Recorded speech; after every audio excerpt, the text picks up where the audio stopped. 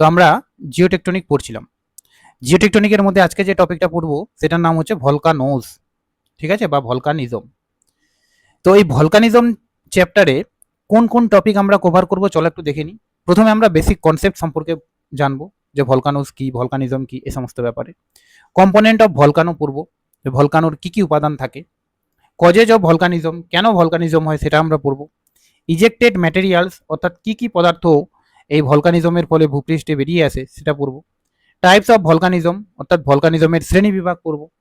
Major landform সম্পর্কে পড়ব, কোন কোন ভূমিরূপ তৈরি হয়, মাটির নিচে কি ভূমিরূপ তৈরি হয়, মাটির উপরে কি ধরনের ভূমিরূপ তৈরি হয়, ঠিক আছে, এগুলো। ওয়ার্ল্ড ডিস্ট্রিবিউশন পড়ব, অর্থাৎ কোথায় কোথায় ভলকানিজম হয় সব থেকে বেশি, সেই জায়গাগুলো কোথায় সেটা সম্পর্কে আমরা পড়ব।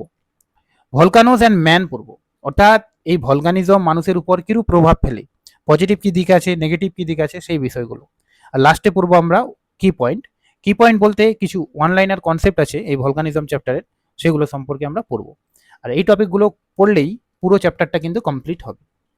তো চলো আমরা প্রথম টপিক দিয়ে শুরু করি, যেটা হচ্ছে বেসিক কনসেপ্ট। তো দেখো, ভলকানিজম এবং ভলকানো বলে দুটো শব্দ আছে। ভলকানিজমের বাংলা অর্থ হচ্ছে অগ্নুৎপাত, এবং এই ভলকানোর বাংলা হচ্ছে আগ্নেয়গিরি।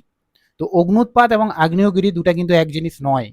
অগ্নুৎপাত বা ভলকানিজম হচ্ছে একটা প্রক্রিয়া, যে প্রক্রিয়ার মাধ্যমে ভূগর্ভস্থ তরল, কঠিন এবং গ্যাসীয় উপাদানগুলো ভূপৃষ্ঠের উপরে উঠে আসে, ঠিক আছে, সেই প্রক্রিয়াকে আমরা ভলকানিজম বলে থাকি। আর ভলকানো কি, এই ভলকানিজমের ফলে, অর্থাৎ ভলকানিক যে মেটেরিয়ালসগুলো কঠিন, তরল এবং গ্যাসীয়, সেগুলো যখন ভূপৃষ্ঠের উপর উঠে আসে, সেগুলোর ফলে ভূপৃষ্ঠের উপর যে একটা শঙ্কু আকৃতির পাহাড় তৈরি হয় বা পর্বত তৈরি হয়, সেটাকে কিন্তু আমরা ভলকানো বা আগ্নেয়গিরি বলে থাকবো। তাহলে ভলকানিজম একটা প্রক্রিয়া, এবং সেই প্রক্রিয়ার ফলে যে গিরি বা পর্বত তৈরি হয় তাকেই কিন্তু আমরা ভলকানো বলে থাকবো। এই ভলকানিজম এবং ভলকানো শব্দটা রোমের আগুনের দেবতা ভলকানের নামানুসারে কিন্তু হয়েছে। ভালো, এবার আমরা নেক্সট টপিক শুরু করব। তো সেটার নাম হচ্ছে কম্পোনেন্ট অফ ভলকানো। তো এই যে একটা আগ্নেয়গিরি, তো এই আগ্নেয়গিরির কিন্তু বেশ কয়েকটা উপাদান আছে, যেগুলো থেকে কিন্তু প্রায় কোশ্চেনে আসে। তো কি সেগুলো? একটা হচ্ছে ভেন্ট বা নেক, ঠিক আছে, বা যেটাকে গলা বা নল, বা বাংলায় একে গ্রীবা বলা হয়, ঠিক আছে। ভলকানিক কোন, কোন বলতে এই যে শঙ্কু আকৃতির যে মানে পাহাড়টা তৈরি হলো, সেই শঙ্কু আকৃতির বিষয়টাকেই ভলকানিক কোন বলা হয়। ক্রেটার, ক্রেটার মানে হচ্ছে এই ভলকানোর উপরের যে গর্তটা রয়েছে, উপরে যার মধ্য দিয়েই ভূপৃষ্ঠে বিভিন্ন পদার্থগুলো বেরিয়ে আসে, সেটাকে বলা হয় ক্রেটার। আস ক্লাউড, অর্থাৎ এই ভলকানোর ফলে কিন্তু কি হয়, বিভিন্ন ধরনের মেঘ তৈরি হয়, ছাইযুক্ত মেঘ তৈরি হয়, তো সেটা আমরা পড়ব। নেক্সট আছে ম্যাগমা চেম্বার। তো এগুলো কতগুলো কম্পোনেন্ট, এগুলো ছাড়াও আরো কয়েকটা রয়েছে, সেগুলো আমরা এখানে কমপ্লিট করব। তো প্রথমে আমরা ক্রেটার বা জ্বালামুখ সম্পর্কে পড়ি। তো ক্রেটার কি? ক্রেটার হচ্ছে এই যে ভলকানোর ফলে উপরের দিকের যে মুখটা, ঠিক আছে, আমি যদি এখানে এরকম করে আঁকার চেষ্টা করি, তাহলে এই যে মুখটা, যে মুখ দিয়ে কিন্তু পদার্থগুলো ভূপৃষ্ঠের বাইরে বেরিয়ে আসে, সেই খোলা মুখটাকেই কিন্তু জ্বালামুখ বা ক্রেটার বলা হয়, ঠিক আছে। নেক্সট হচ্ছে ভেন্ট, নেক, থ্রট, কন্ডুইট, কিংবা বাংলায় যাকে আমরা আগ্নেয় নল বা গ্রীবা বলে থাকি। এই গ্রীবাটা কি? গ্রীবাটা হচ্ছে এই যে নিচের দিকে ম্যাগমাটা রয়েছে, তো ম্যাগমা থেকে একটা নলের মাধ্যমে পদার্থগুলো কিন্তু কি হয়, ক্রেটারের মাধ্যমে ভূপৃষ্ঠের বাইরে বেরিয়ে আসে। অর্থাৎ এই যে নলটা বা এই যে গলাটা, এটাকেই কিন্তু আগ্নেয় নল তথা ভেন্ট কিংবা গ্রীবা বলা হয়, ঠিক আছে।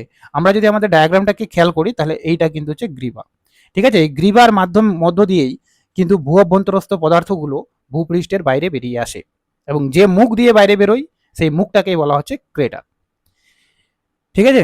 এবার এই যে কন্ডুইট তথা গ্রীবা আছে, এটা কিন্তু দুই প্রকারের হয়। একটা হচ্ছে প্রধান গ্রীবা, যেটা হচ্ছে মেইন, আর একটা হচ্ছে সাব গ্রীবা, এরকম, ঠিক আছে, বা উপপ্রধান গ্রীবা। তো এগুলোকে বলা হয় উপপ্রধান গ্রীবা, যেগুলো হচ্ছে আস্তে আস্তে একটু মানে পাশের দিকে চলে গেছে আর ছোট ছোট যেগুলো। নেক্সট আছে ম্যাগমা চেম্বার। ম্যাগমা চেম্বার মানে ভূ অভ্যন্তরের যে স্থানে ম্যাগমা থাকে, অর্থাৎ ওই অ্যাস্তনোস্ফিয়ারের লেয়ারটা, সেটাকে বলা হয় ম্যাগমা চেম্বার। এই ম্যাগমা চেম্বার থেকেই কিন্তু কন্ডুইট দ্বারা পদার্থগুলো ভূপৃষ্ঠের বাইরে বেরিয়ে আসে, এবং যে মুখ দিয়ে বাইরে বেরোয় সেটাই কিন্তু হচ্ছে ক্রেটার। নেক্সট আছে ভলকানিক শঙ্কু বা ভলকানিক কোন। তো ভলকানিক কোন কি? আমরা এই পদার্থগুলো দ্বারা দেখতে পাচ্ছি যে এখানে একটা এরকম শঙ্কু আকৃতির পাহাড় তৈরি হয়েছে, এই শঙ্কু আকৃতির পাহাড়টাকেই ভলকানিক কোন বলা হয়। এছাড়াও কিছু লাভা অ্যান্ড আস লেয়ার তৈরি হয়। এটা কি জিনিস? এটা হচ্ছে যে ভলকানিক তরল মেটেরিয়ালস গুলো যখন ভূপৃষ্ঠের উপর আসে তখন কি হয়, এই পাহাড়ের ঢাল বরাবর কিন্তু নিচের দিকে পড়তে থাকে এবং পরবর্তীকালে আবার যখন হয় তখন তার উপর আরেকটা লেয়ার তৈরি হয়। এভাবে যে একাধিক লেয়ার তৈরি হয় সেই বিষয়টাকে কিন্তু ভলকানিক তথা আস লেয়ার বলা হয়, অর্থাৎ স্তর। নেক্সট আছে আস ক্লাউড, অর্থাৎ আগ্নেয় মেঘ। তো এই আগ্নেয়গিরির ফলে কি হয়, যে জায়গায় অগ্নুৎপাত হয় সে জায়গায় কিন্তু এরকম বিশাল একটা মেঘের তৈরি হয়, যে মেঘটাকে বলা হয় কিন্তু আস ক্লাউড, অর্থাৎ আগ্নেয়াচের ফলে যে ভস্ম মিশ্রিত মেঘ তৈরি হয় সেটাকে কিন্তু আগ্নেয় মেঘ বলা হয়। আর একটা আছে আগ্নেয় বোমা বা ভলকানিক বোম। এটা কি, এই যে যখন ভলকানিক মেটেরিয়ালগুলো উপরের দিকে আছে তখন কিছু কঠিন কঠিন উপাদানও কিন্তু বেরিয়ে আসে, ঠিক আছে, যেগুলো এক একটা বোমের মতো দূরে ছিটকে পড়ে, সেগুলোকে কিন্তু ভলকানিক বোম বলা হয়। ঠিক আছে, তাহলে আমরা পুরো কনসেপ্টটা কি কি বুঝলাম, যে যে মুখ দিয়ে বাইরে বেরোয় সেটা তো হলো ক্রেটার, যে নল দিয়ে সেটা পদার্থগুলো বেরোচ্ছে সেই নলটাকে বলা হচ্ছে ভেন্ট, নেক, থ্রট, কন্ডুইট, গ্রিবা, এই সমস্ত। এটা দুই প্রকারের হয়, একটা প্রধান একটা অপ্রধান। ঠিক আছে, তারপর হচ্ছে ভলকানিক কোন, মানে এই যে কোনাকৃতি পাহাড়টা তৈরি হলো সেটা কোন বলা হয়। আস ক্লাউড বলতে এই যে ক্লাউডটা তৈরি হলো সেটা। ভলকানিক বোম বলতে এই যে কঠিন উপাদানগুলো সেগুলো। আর ম্যাগমা চেম্বার বলে যে যেখান থেকে পদার্থগুলো আসে সেই বিষয়টাকে বোঝানো হয়। তাহলে এটাই ছিল আমাদের কম্পোনেন্ট অফ ভলকানো। নেক্সট এবার আমরা কজেজ অফ ভলকানো সম্পর্কে পড়ব।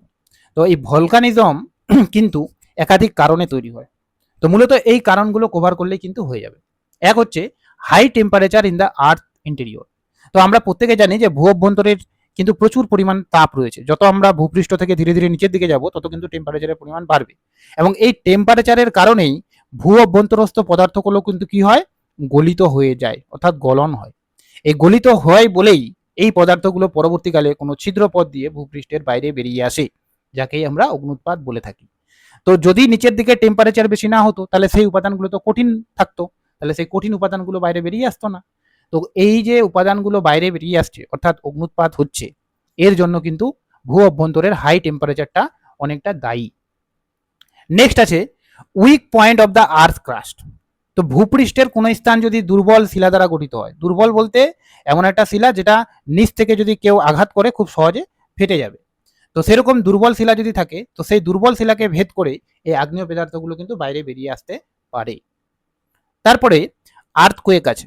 তো আর্থকোয়েক বা ভূমিকম্প চ্যাপ্টারে আমরা পড়েছিলাম যে ভূমিকম্পের ফলে অনেক জায়গায় কিন্তু ফাটল তৈরি হয়, এবং সেই ফাটল বরাবর নিচের দিকে যদি ম্যাগমা উপরের দিকে এরকম করে উঠে আসতে চায় তাহলে কিন্তু অগ্নুৎপাত হতে পারে। অর্থাৎ ভূপৃষ্ঠের উপরে যদি ভূমিকম্পের ফলে ফাটল তৈরি হয় সেই ফাটল দিয়ে পরবর্তীকালে কিন্তু অগ্নুৎপাত হতে পারে। তারপরে আছে সব থেকে বড় কারণ যেটা প্লেট টেকটনিক। তো আমরা জানি কি ভূপৃষ্ঠর নিচে কতগুলো প্লেট রয়েছে, সেই প্লেটগুলো হয় পরস্পরের দিকে আসছে কিংবা পরস্পর থেকে দূরে সরে যাচ্ছে। তো পরস্পরের দিকে আসুক এবং পরস্পর থেকে দূরে সরে যাক, দু কারণেই কিন্তু অগ্নুৎপাত হতে পারে। তো এই অগ্নুৎপাত ঘটাতে গেলে প্লেট টেকটনিকটা কিন্তু খুব ইম্পর্টেন্ট। প্লেট টেকটনিক চ্যাপ্টারে আমরা এগুলো ডিটেলসে পড়ব। এবং লাস্ট একটা পয়েন্ট রয়েছে গ্যাসেস। তো কি হয়, নিচের দিকে যেহেতু টেম্পারেচার প্রচুর বেশি থাকে তো এখানে বিভিন্ন ধরনের গ্যাসের তৈরি হয়, বিশেষ করে জলীয় বাষ্প তৈরি হয়। এই জলীয় বাষ্পটা তখন কি হয়, ভূপৃষ্ঠে এরকম করে উপরের দিকে উঠে এসে ভূপৃষ্ঠের নিচে এসে আঘাত করে। তো এরকম কন্টিনিউয়াস আঘাত করতে করতে অনেক সময় ভূপৃষ্ঠ ফাটল বা চির ধরে, যে ফাটল দিয়েই পরবর্তীকালে ম্যাগমা কিন্তু বাইরে বেরিয়ে আসে। এই পাঁচটা কারণের মাধ্যমেই কিন্তু ভূপৃষ্ঠের মধ্যে আমরা অগ্নুৎপাত ব্যাপারটা দেখতে পাই। ঠিক আছে, তাহলে আমরা কি কি কারণ দেখলাম, একটা হচ্ছে উচ্চ টেম্পারেচার ভূ অভ্যন্তরে, দ্বিতীয় হচ্ছে উইক পয়েন্ট, তৃতীয় হচ্ছে আর্থকোয়েকের ফলে যদি ফাটল তৈরি হয়, প্লেট টেকটনিক, এবং লাস্ট পয়েন্ট হচ্ছে যদি গ্যাস ভূপৃষ্ঠের নিচে এসে আঘাত করে তাহলে সেই স্থানেও কিন্তু অগ্নুৎপাত হতে পারে। এবার আমরা যে টপিকটা কভার করব সেটা হচ্ছে ইজেক্টেড ম্যাটেরিয়ালস। তো ইজেক্টেড ম্যাটেরিয়ালস ব্যাপারটা কি, ইজেক্টেড ম্যাটেরিয়ালস কথার অর্থ হচ্ছে অগ্নুৎপাতের ফলে কি কি পদার্থ বাইরে বেরিয়ে আসে। তো দেখো আমরা এই ছকের মাধ্যমে এই ব্যাপারটা আগে ভালো করে বুঝি। তো অগ্নুৎপাতের মাধ্যমে তিন ধরনের পদার্থ বেরিয়ে আসে প্রত্যেকে জানি, একটা হচ্ছে গ্যাস, একটা হচ্ছে তরল, আর একটা হচ্ছে কঠিন, অর্থাৎ গ্যাসীয় উপাদান, তরল উপাদান এবং কঠিন উপাদান। এই গ্যাসীয় উপাদানের মধ্যে সব থেকে যে গ্যাসটা বেশি বেরিয়ে আসে সেটা কিন্তু ওয়াটার ভেপার, জলীয় বাষ্প। এছাড়াও CO2, তারপরে হচ্ছে আরো বিভিন্ন ধরনের গ্যাসও কিন্তু বেরিয়ে আসে। এই গ্যাসের বিভিন্নতার কারণেই একে কিন্তু মোট আমরা চারটা ভাগে ভাগ করতে পারি, একটা সালফাটোরা, ফিউমোরাল, মফিটি, স্যাফিওনি। ঠিক আছে, এগুলো সম্পর্কে আমরা ডিটেলসে পড়বো। তারপরে আছে লিকুইড বা তরল উপাদান। তো লিকুইড বা তরল উপাদান বলতে শুধুমাত্র আমরা লাভাকে বুঝি। দেখো লাভা আর ম্যাগমা হয়তো সবাই জানে, তা আমি একবার বলে দিই। লাভা ব্যাপারটা হচ্ছে যখন ভূপৃষ্ঠের উপরে গলিত পদার্থগুলো উঠে আসে তখন তাকে আমরা লাভা বলি। আর এই উপাদানগুলো যখন নিচে থাকে তখন তাকে ম্যাগমা বলি। অর্থাৎ ম্যাগমাই ভূপৃষ্ঠে আত্মপ্রকাশ করলে তখন তার নামটা লাভা হয়ে যায়। তো তরল উপাদানের মধ্যে একমাত্র লাভাই থাকে, কিন্তু বোঝা গেল। এই লাভা বিভিন্ন প্রকারের হতে পারে, যেমন অ্যাসিডিক লাভা হতে পারে, ব্যাসাল্টিক লাভা হতে পারে, ভাস্কুলার লাভা হতে পারে এবং স্কোরিয়া হতে পারে। ঠিক আছে, এবার এই ব্যাসাল্টিক লাভা আবার পা হো হো এবং পিলো লাভা এই 3 প্রকারের হয়ে থাকে। এই প্রত্যেকটা টপিক আমরা কমপ্লিট করব। নেক্সট হচ্ছে সলিড উপাদান। সলিড কথার অর্থ হচ্ছে কঠিন। তো যেমন গ্যাসীয় এবং তরল উপাদান বেরোয়, ঠিক তার পাশাপাশি কিন্তু কিছু কঠিন উপাদানও বেরোয়, যাদেরকে আমরা পাইরোক্লাস্ট এবং টেফরা নামে চিনি। এই পাইরোক্লাস্ট আবার একাধিক ভাগে বিভক্ত, মূলত তাদের উপাদানের মানে সাইজ অনুসারে, তাদের আয়তন অনুসারে কিন্তু একাধিক ভাগে বিভক্ত। সেই টপিকগুলো কিন্তু আমরা কভার করব। তো চলো আমরা এক এক করে শুরু করি। তো সবার প্রথমে আমরা গ্যাসীয় উপাদান দিয়ে শুরু করব। তো দেখো, যখন কোথাও আগ্নেয়গিরি অগ্নুৎপাত হয় তখন এরকম কিন্তু প্রচুর পরিমাণ গ্যাস বাইরে বেরিয়ে আসে। তো এই গ্যাসের মধ্যে সব থেকে বেশি থাকে জলীয় বাষ্প। তো কোনো একটা অগ্নুৎপাতের সাইড থেকে 90% কিন্তু জলীয় বাষ্প থাকে। তবে শুধু যে জলীয় বাষ্প থাকে সেরকম নয়, জলীয় বাষ্পর পাশাপাশি সেখানে কার্বন ডাই অক্সাইড থাকতে পারে, নাইট্রোজেন থাকতে পারে, সালফার ডাই অক্সাইড থাকতে পারে। এছাড়াও কিছু বিষাক্ত গ্যাস যেমন hydrogen, carbon monoxide, chlorine, sulphur এই সমস্তগুলোও থাকে। তো এত গ্যাসের পার্থক্যের কারণে এই গ্যাসগুলোকে মূলত 4টা ভাগে ভাগ করা হয়: সালফাটোরা, ফিউমোরাল, মফিটি, স্যাফুরনি। তো এগুলো কি জিনিস?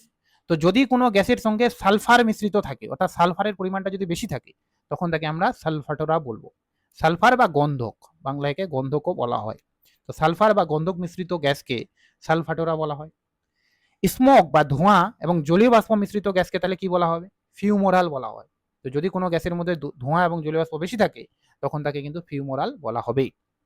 মফিটি কি? যদি কার্বন ডাই অক্সাইড থাকে, তো কার্বন ডাই অক্সাইড বেশি থাকলে সেটাকে আমরা মফিটি বলবো। এবং বরিক অ্যাসিড যদি মিশ্রিত থাকে তখন তাকে আমরা কিন্তু স্যাফুরনি বলবো। তাহলে কোন গ্যাসের সঙ্গে কোন উপাদানটা বেশি রয়েছে তার ভিত্তিতে গ্যাসীয় উপাদানকে 4টা ভাগে ভাগ করা গেল। যদি সালফাটোরা হয় তার মানে তার মধ্যে সালফারের পরিমাণ বেশি থাকবে। যদি ফিউমোরাল হয় তাহলে তার মধ্যে ধোঁয়া এবং জলীয় বাষ্পের পরিমাণ বেশি থাকবে। যদি মভিটি হয় তাহলে তার মধ্যে কার্বন ডাইঅক্সাইডের পরিমাণ বেশি থাকবে। এবং যদি সাফিয়নি হয় তাহলে তার মধ্যে ব্যারিক অ্যাসিডের পরিমাণ বেশি থাকবে। নেক্সট, এবার আমরা কমপ্লিট করব লিকুইড উপাদান। তো লিকুইড বলতে শুধুমাত্র লাভাটাই কিন্তু বাইরে বেরিয়ে আসে, এটা এর আগেও আমি বললাম। তো চলো, তো লেখা আছে এখানে যে আগ্নেয়গিরি অগ্নুৎপাতের সময় প্রধান তরল পদার্থ যেটা সেটা কিন্তু লাভা। এই লাভা যখন ভূপৃষ্ঠে সদ্য বেরোয় তখন তার টেম্পারেচার কিন্তু 900 থেকে 1200 ডিগ্রি সেলসিয়াস থাকে। যদিও পরবর্তীকালে সেটা শীতলতার কারণে ঠান্ডা হয়ে জমাটবদ্ধ হয়ে যায়, কিন্তু প্রথম অবস্থায় সেটা কিন্তু এত ডিগ্রি সেলসিয়াস পর্যন্ত থাকে। এই লাভার গতিবেগ, অর্থাৎ লাভা কত দ্রুত গতিতে সামনের দিকে এগিয়ে যাবে, তার গঠন, তরলতা ও ভূমির ঢালের উপর কিন্তু নির্ভর করে। তো একটা লাভার গতিবেগ মূলত 15 কিলোমিটার থেকে 80 কিলোমিটার পার ঘন্টা পর্যন্ত হতে পারে। যদি লাভাটা তরল হয় তাহলে সে দ্রুত গতিতে এগিয়ে যাবে, এবং লাভাটা যদি সান্দ্র হয় অর্থাৎ আঠালো হয় তাহলে লাভাটা কিন্তু ধীরে ধীরে সামনের দিকে এগোবে। এই লাভা মূলত 4 প্রকারের হয়ে থাকে: basaltic lava, acidic lava, vascular lava and scoria. তো প্রথমে আমরা ব্যাসাল্টিক লাভা থেকে শুরু করি। ব্যাসাল্টিক লাভা বা বেসিক লাভা যেটা, অর্থাৎ বাংলা অর্থ হচ্ছে ক্ষারকীয় লাভা, এর মধ্যে কিন্তু সিলিকার পরিমাণ অনেক কম থাকে। এবং সিলিকা পরিমাণ যদি কম থাকে তাহলে সেই লাভা কিন্তু খুব তরল হয়, মানে জলের মতো আর কি। এবার খুব তরল হলে কি হবে? সেটা কিন্তু অনেক দূর পর্যন্ত প্রবাহিত হতে পারবে। এই জন্য এই ধরনের লাভা যেখানে বেরোয় সেখানে কিন্তু কম ঢালযুক্ত, অর্থাৎ এটার কিন্তু এরকম বেশি ঢালু হয় না শঙ্কুটা, এটা কিন্তু এরকম টাইপের হয়, মানে কম উঁচু হবে, কিন্তু এর যে এরিয়াটা এ কিন্তু অনেকটা এরিয়া কভার করবে, অর্থাৎ এর প্রশস্ততা বেশি হবে কিন্তু উচ্চতা কম হবে, এটুকু যাতে মনে থাকে। বেসিক লাভা প্রবাহ সাধারণত 2 প্রকারের হয়ে থাকে। এবার এই যে বেসিক লাভা বা ব্যাসাল্টিক লাভা এ আবার 2 প্রকারের হয়। একটা হচ্ছে বা ব্লক লাভা, আর একটা হচ্ছে পা হো হো বা রপি লাভা। তো এই জিনিসগুলো কি? মানে হচ্ছে অতি তরল, মানে যেটা খুবই তরল পদার্থ। সরি, কথার অর্থ হচ্ছে যেটা হচ্ছে তুলনামূলকভাবে একটু সান্দ্র। ঠিক আছে, সেই সান্দ্রতাযুক্ত লাভাটাকে মোটামুটি আমরা বলে থাকবো। ঠিক আছে, এটা দেখতে কিন্তু এবড়ো খেবড়ো টাইপের হবে, যেমন আমরা এটা দেখতে পাচ্ছি ব্লকের মতো হবে, মানে মসৃণ হবে না আর কি, রাফ হবে। তো রাফ তুলনামূলক সান্দ্রতা যুক্ত, মানে দুটাই তো তরল কিন্তু এটা তুলনামূলকভাবে একটু গাঢ়। তো তুলনামূলক যদি গাঢ় হয় সেটাকে কিন্তু আমরা লাভা বলবো। ঠিক আছে, আর পা হোহোটা কি তাহলে? পাহটা হচ্ছে তুলনামূলক পাতলা লাভা, অর্থাৎ যেটা অতি তরল। সেই অতি তরল লাভাটা কিন্তু যখন জমাটবদ্ধ হবে তখন কিন্তু এরকম মসৃণ হয়ে যাবে, এবং এটা কিন্তু দেখতে দড়ির মতো মনে হবে। মনে হচ্ছে না এটা দেখে যে দড়িটা পেঁচানো অবস্থায় আছে? এরকম দড়ির মতো মসৃণ যদি হয় সেটাকে আমরা পাহহ বলবো। আর যদি কি হয়, রাফ হয়, তার স্তরটা যদি ঠান্ডা হওয়ার পর রাফ হয়, তাহলে সেটাকে আমরা বলবো। এই বা পাহহ এটা কিন্তু হাওয়াইন দ্বীপের ভাষা, হাওয়াইন দ্বীপের, ঠিক আছে? হাওয়াই দ্বীপের যে আছে দ্বীপপুঞ্জ যে আছে আমেরিকা যুক্তরাষ্ট্রের হাওয়াই দ্বীপপুঞ্জ, সেখানে কিন্তু এই কনসেপ্টগুলো প্রচলিত, অর্থাৎ আর পাহহ, এটা তোমরা মনে রেখো। নেক্সট, এবার এই পাহহ লাভাই যখন ধীরে ধীরে ধীরে ধীরে ধীরে ধীরে সমুদ্রে গিয়ে পতিত হয়, তখন সেটা কিন্তু কি নাম হয়ে যায়? পিলো লাভা হয়ে যায়, ঠিক আছে? তো পিলো লাভাটা কিছুই নয়, পিলো লাভা হচ্ছে পাহহ যখন সমুদ্র জলে প্রবাহিত হয়ে দ্রুত ঠান্ডা হবে তখন তাকে বলা হয় পিলো লাভা। অর্থাৎ পাহহ স্থলভাগে পাহহ নাম, এবং সেটাই যখন জলভাগে চলে যাবে তখন তার নাম হয়ে গেল পিলো লাভা। তাহলে পিলো লাভা কোথায় দেখা যায়? সমুদ্রে দেখা যায়। বোঝা গেল? নেক্সট এবার চলে আসবো আমরা অ্যাসিডিক লাভা। তো অ্যাসিডিক লাভা ব্যাসাল্টিক লাভার ঠিক অপোজিট। ব্যাসাল্টিক লাভা যেখানে খুব তরল ছিল, এটা কিন্তু কি হবে? হায়ার সিলিকা যুক্ত হবে, অর্থাৎ প্রচুর পরিমাণে সিলিকা থাকবে, 70-80% পর্যন্ত সিলিকা থাকে। এবার এই সিলিকার কারণে এটা কিন্তু খুব ঘন এবং আঠালো হবে, অর্থাৎ সান্দ্র বেশি হবে। এই কারণে এখানে কি হয়? উচ্চতা বেশি হবে, এ কিন্তু প্রশস্ততা কম হবে। অর্থাৎ এটা কিন্তু ধীরে ধীরে এরকম যেখানে থাকবে সেখানেই থেকে যাবে, তারপর আবার বেরোলো, তারপর আরো উঁচু হলো, এরকম করে উঁচু হতে থাকবে। অর্থাৎ এই ধরনের ভূমিরূপের উচ্চতা বেশি হয় কিন্তু এর প্রশস্ততা কম হয়, ঠিক আগেরটার উল্টা। গেল? এবার এই দুটা ছাড়াও আরো দুটা কনসেপ্ট আছে, একটা হচ্ছে ভাস্কুলার লাভা আর একটা হচ্ছে স্কোরিয়া। তো ভাস্কুলার কথার অর্থই হচ্ছে ছোট ছোট ছিদ্রযুক্ত। তো যদি কোনো লাভাতে ছিদ্র তৈরি হয়, ফর এক্সাম্পল আমি যদি ডায়াগ্রামটা দেখাই, তো দেখো এই লাভাটাতে কিন্তু কি হচ্ছে? ছিদ্র তৈরি হচ্ছে। তো এই ছিদ্রতার কারণে কিন্তু কি হচ্ছে? এই লাভাটাকে আমরা ভাস্কুলার লাভা বলে থাকবো। বুঝা গেল? এই ছিদ্রগুলো দিয়েই কিন্তু নিচের যে গ্যাসগুলো জমাটবদ্ধ হওয়ার পর নিচের গ্যাসগুলো কিন্তু ভূপৃষ্ঠের বাইরে বেরিয়ে আসে, অর্থাৎ ওখানে দাঁড়ালে গন্ধ পাওয়া যাবে আর কি। এবার স্কোরিয়াটা তাহলে কি? স্কোরিয়া হচ্ছে এই লাভাগুলো, অ্যাসিডিক তথা ব্যাসাল্টিক লাভা যেটাই হোক, এই লাভাগুলো যখন জমাটবদ্ধ হয়ে স্পঞ্জের মতো হয়ে যাবে, অর্থাৎ নরম হয়ে যাবে, স্পঞ্জের মতো যদি হয়ে যায়, ফর এক্সাম্পল আমি ডায়াগ্রামটা দেখাচ্ছি, এরকম যদি স্পঞ্জের মতো হয়ে যায়, অর্থাৎ চিপলে চুপসে যাবে এবং মানে কম্প্রেস হয়ে যাবে, আর যখন আমরা ছেড়ে দেবো তখন আবার হচ্ছে ওটা কি বলে যে প্রসারিত হবে। এই ধরনের স্পঞ্জগুলোকে বা স্পঞ্জ লাইক মেটেরিয়ালসগুলোকে কিন্তু স্কোরিয়া বলা হয়, ঠিক আছে? তাহলে তরল লাভা আমরা কি কি বললাম? তরল উপাদানের মধ্যে ব্যাসাল্টিক লাভা, অ্যাসিডিক লাভা, অ্যাসিডিক লাভাটা আঠালো হয়, ভাস্কুলার লাভা অর্থাৎ ছিদ্রযুক্ত, আর স্কোরিয়া হচ্ছে কি? স্পঞ্জের মতো, ঠিক আছে? নেক্সট এবার আমরা চলে যাব কঠিন উপাদানে। তো কঠিন উপাদান মূলত দুই প্রকারের হয়, একটা হচ্ছে পাইরোক্লাস্ট এবং একটা হচ্ছে টেফরা। তো চলো আমরা শুরু করি। পরবর্তীকালে পাইরোক্লাস্ট আবার একাধিক ভাগে বিভক্ত, সেটাও আমরা পড়বো। তো প্রথমে আমরা সলিড উপাদান দিয়ে শুরু করি। যে সলিড উপাদান বা কঠিন উপাদান বলতে দুই ধরনের উপাদানই বেরোয়, একটা হচ্ছে পাইরোক্লাস্ট আর একটা হচ্ছে টেফরা। যদিও পাইরোক্লাস্ট এবং টেফরা একই উপাদান, কিন্তু তাদের মধ্যে একটু সামান্য পার্থক্য রয়েছে। টেফরা যেটা, সেটা মূলত আঁশযুক্ত হয়, অর্থাৎ ভস্মযুক্ত হয়, অর্থাৎ এগুলো হালকা হয়। তো যখন কোনো একটা জায়গায় অগ্নুৎপাত হবে না, তো মানলাম এই জায়গাটাতে অগ্নুৎপাত হবে, তো অগ্নুৎপাতের সময় কি হয়? কিছু কিছু বড় বড় খণ্ড বেরোবে আর কিছু কিছু ছাই বেরোবে, যেমন এখানে আমরা ছাই দেখতে পাচ্ছি। এই ছাইগুলো কি করবে? ভূপৃষ্ঠ থেকে মানে ক্রেটার থেকে অনেক উপরে উত্থিত হবে, অনেক উপরে যখন উত্থিত হবে তো একটা সময় যাবে যাবে যাবে গিয়ে তারা কিন্তু তাদের শক্তি হারিয়ে ফেলবে এবং পরবর্তীকালে শীতল হয়ে ঝরে ঝরে ঝরে ঝরে এরকম করে পড়তে থাকবে। তো সেই হালকা ছাইযুক্ত উপাদানগুলোকেই কিন্তু কি বলা হচ্ছে? টেফরা বলা হচ্ছে।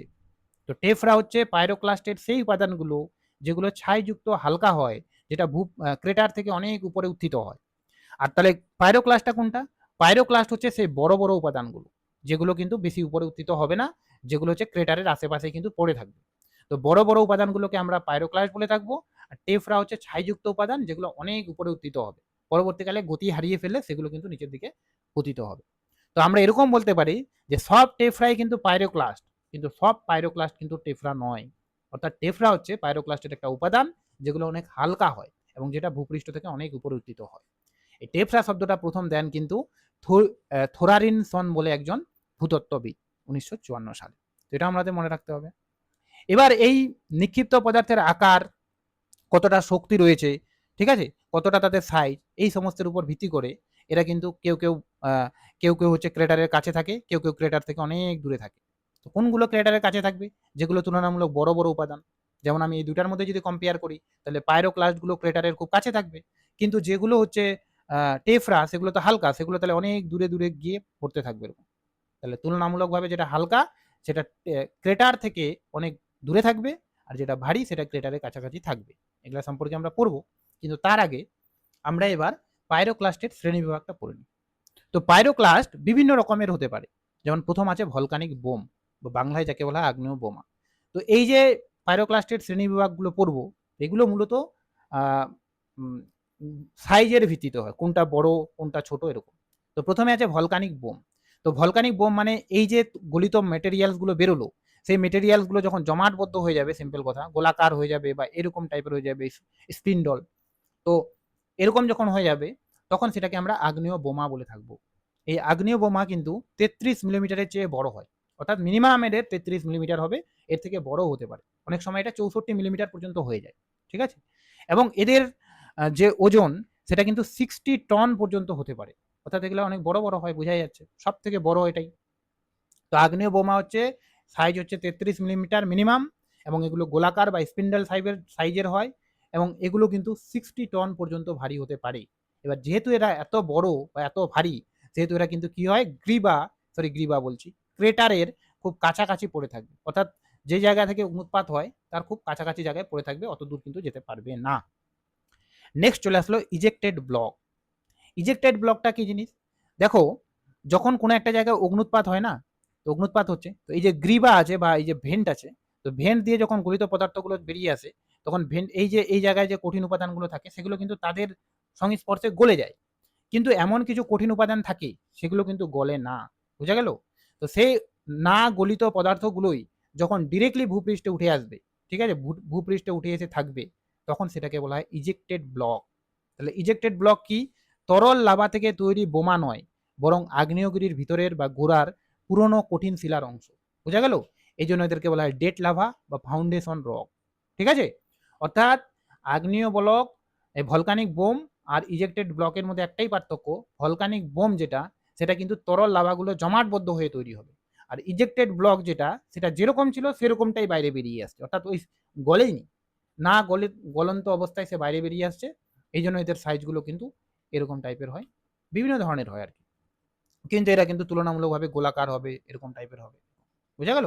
এবং দুটার সাইজই কিন্তু মিনিমাম 33 মিলিমিটার হয়, তবে এরা 64 মিলিমিটারের বেশিও হতে পারে, বোঝা গেল? এবার আছে ল্যাপিলি। তো ল্যাপিলি কি? ল্যাপিলি হচ্ছে এই আগ্নেয় বোমা এবং নিক্ষিপ্ত ব্লক বা ইজেক্টেড ব্লকের থেকে তুলনামূলকভাবে ছোট। এমনি ল্যাপিলি শব্দের অর্থই হচ্ছে ছোট পাথর, এবং এগুলো দেখতে কিন্তু মটরশুঁটির বাদাম বা বীজের মতন হয়। ঠিক আছে, মটরশুঁটির যে বীজগুলো হয় তার মতো কিন্তু দেখতে হয়, এরকম ছোট ছোট সাইজের কিন্তু হয়। এগুলো কিন্তু 2 থেকে 64 মিলিমিটার পর্যন্ত হতে পারে, আর 64-র বেশি যদি হয় তাহলে কিন্তু সেটাকে আমরা ভলকানিক বোম বা ইজেক্টেড ব্লক বলে থাকবো। ঠিক আছে, নেক্সট এবার আছে সিন্ডার, স্কোরিয়া, পিউমিস। তো এগুলোই প্রত্যেকটাই কিন্তু লেপিলির থেকে ছোট হবে। ঠিক আছে, লেপিলির থেকে ছোট হবে, এবং এগুলো কিন্তু এরকম স্পঞ্জের মতো হবে, বুঝা গেল? এবং এর আকৃতি কিন্তু 4 থেকে 32 মিলিমিটার পর্যন্ত হয়।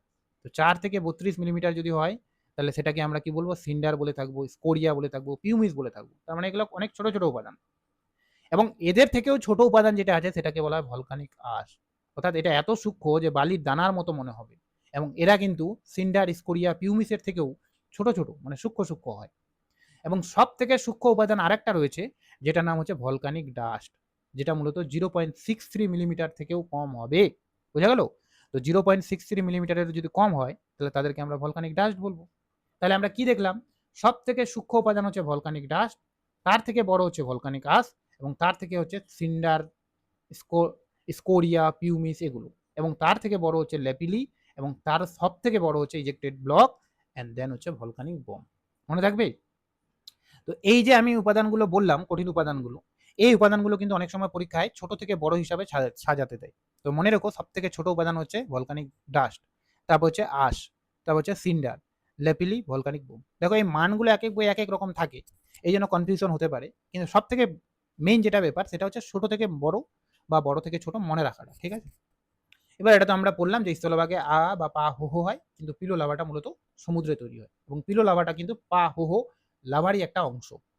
ঠিক আছে, এবার আমরা যদি দেখি যে এই যে ক্রেটার বা যে জায়গা বা জ্বালামুখ, সে ক্রেটার বা জ্বালামুখের কাছে কিন্তু বড় বড় উপাদানগুলো থাকছে। যেমন সব থেকে কাছে থাকছে লার্জার ফ্র্যাগমেন্টগুলো, অর্থাৎ ব্লকগুলো বা ইয়ে ব্লকগুলো বা নিক্ষিপ্ত ব্লকগুলো বা হচ্ছে ওই আগ্নেয় বোমাগুলো থাকছে। তারপরে ল্যাপিলিগুলো থাকছে, তারপরে সিন্ডার, স্কুরিয়া, পিউমিস এগুলো, তারপরে আঁশ এবং সব থেকে ফার্দেস্ট হচ্ছে ডাস্ট। তাহলে এখান থেকে দুই প্রকারের কোশ্চেন হতে পারে। এক হচ্ছে ক্রেটার থেকে দূরত্ব অনুসারে সাজাও, আর এক হচ্ছে ছোট থেকে বড় বা বড় থেকে ছোট অনুসারে সাজাও। তো যেভাবেই দিক আমরা যাতে এই কোশ্চেনের অ্যান্সারটা করে আসতে পারি। তো এই তিনটা উপাদান আমরা পড়লাম তাহলে কি, একটা হচ্ছে কঠিন উপাদান, প্রথমে পড়লাম গ্যাসীয় উপাদান, তারপরে পড়লাম তরল উপাদান, কঠিন উপাদান। গ্যাসীয় উপাদান আমরা পড়লাম যে 4 প্রকার, সালফোটারা, ফিউমোরাল, মপিটি এবং স্যাফিওনি। তারপরে তরল উপাদান পড়লাম 4 প্রকার, একটা অ্যাসিডিক, একটা ব্যাসাল্টিক, একটা হচ্ছে ছিদ্রযুক্ত হয়, আর একটা হচ্ছে স্পঞ্জের মতো হয় যেটাকে স্কোরিয়া বলে। তারপরে আমরা কঠিন উপাদান পড়লাম যে কঠিন উপাদানগুলো মূলত দুই প্রকার হয়, একটা হচ্ছে পাইরোক্লাস যেটা বড় হয়, আর একটা হচ্ছে টেফরা যেগুলো মূলত হালকা হয় বা ধুলা হয়, যেগুলো অনেক উপর পর্যন্ত উৎক্ষিপ্ত হয়। এবার এই পাইরোক্লাস্টেরও অনেকগুলো ভাগ করলাম, ভলকানিক ডাস্ট, আস, সিন্ডার, ল্যাপিলি, ভলকানিক বোম, এরকমগুলো। তো এই প্রত্যেকটা জিনিস যাতে মনে থাকে। এবার দেখো এই টেবিলের মধ্যে এখনো পর্যন্ত ঘটে যাওয়া কয়েকটা বড় বড় ভূমিকম্প থেকে, মানে ভূমিকম্প বলছি, অগ্নুৎপাত থেকে কত পরিমাণে লাভা বেরোচ্ছে এবং কত পরিমাণে পাইরোক্লাস্ট বেরোচ্ছে তার একটা হিসেব দেওয়া আছে। এটা কিন্তু সবিন্দ্র সিং বইয়ে, সবিন্দ্র সিং তো নয়,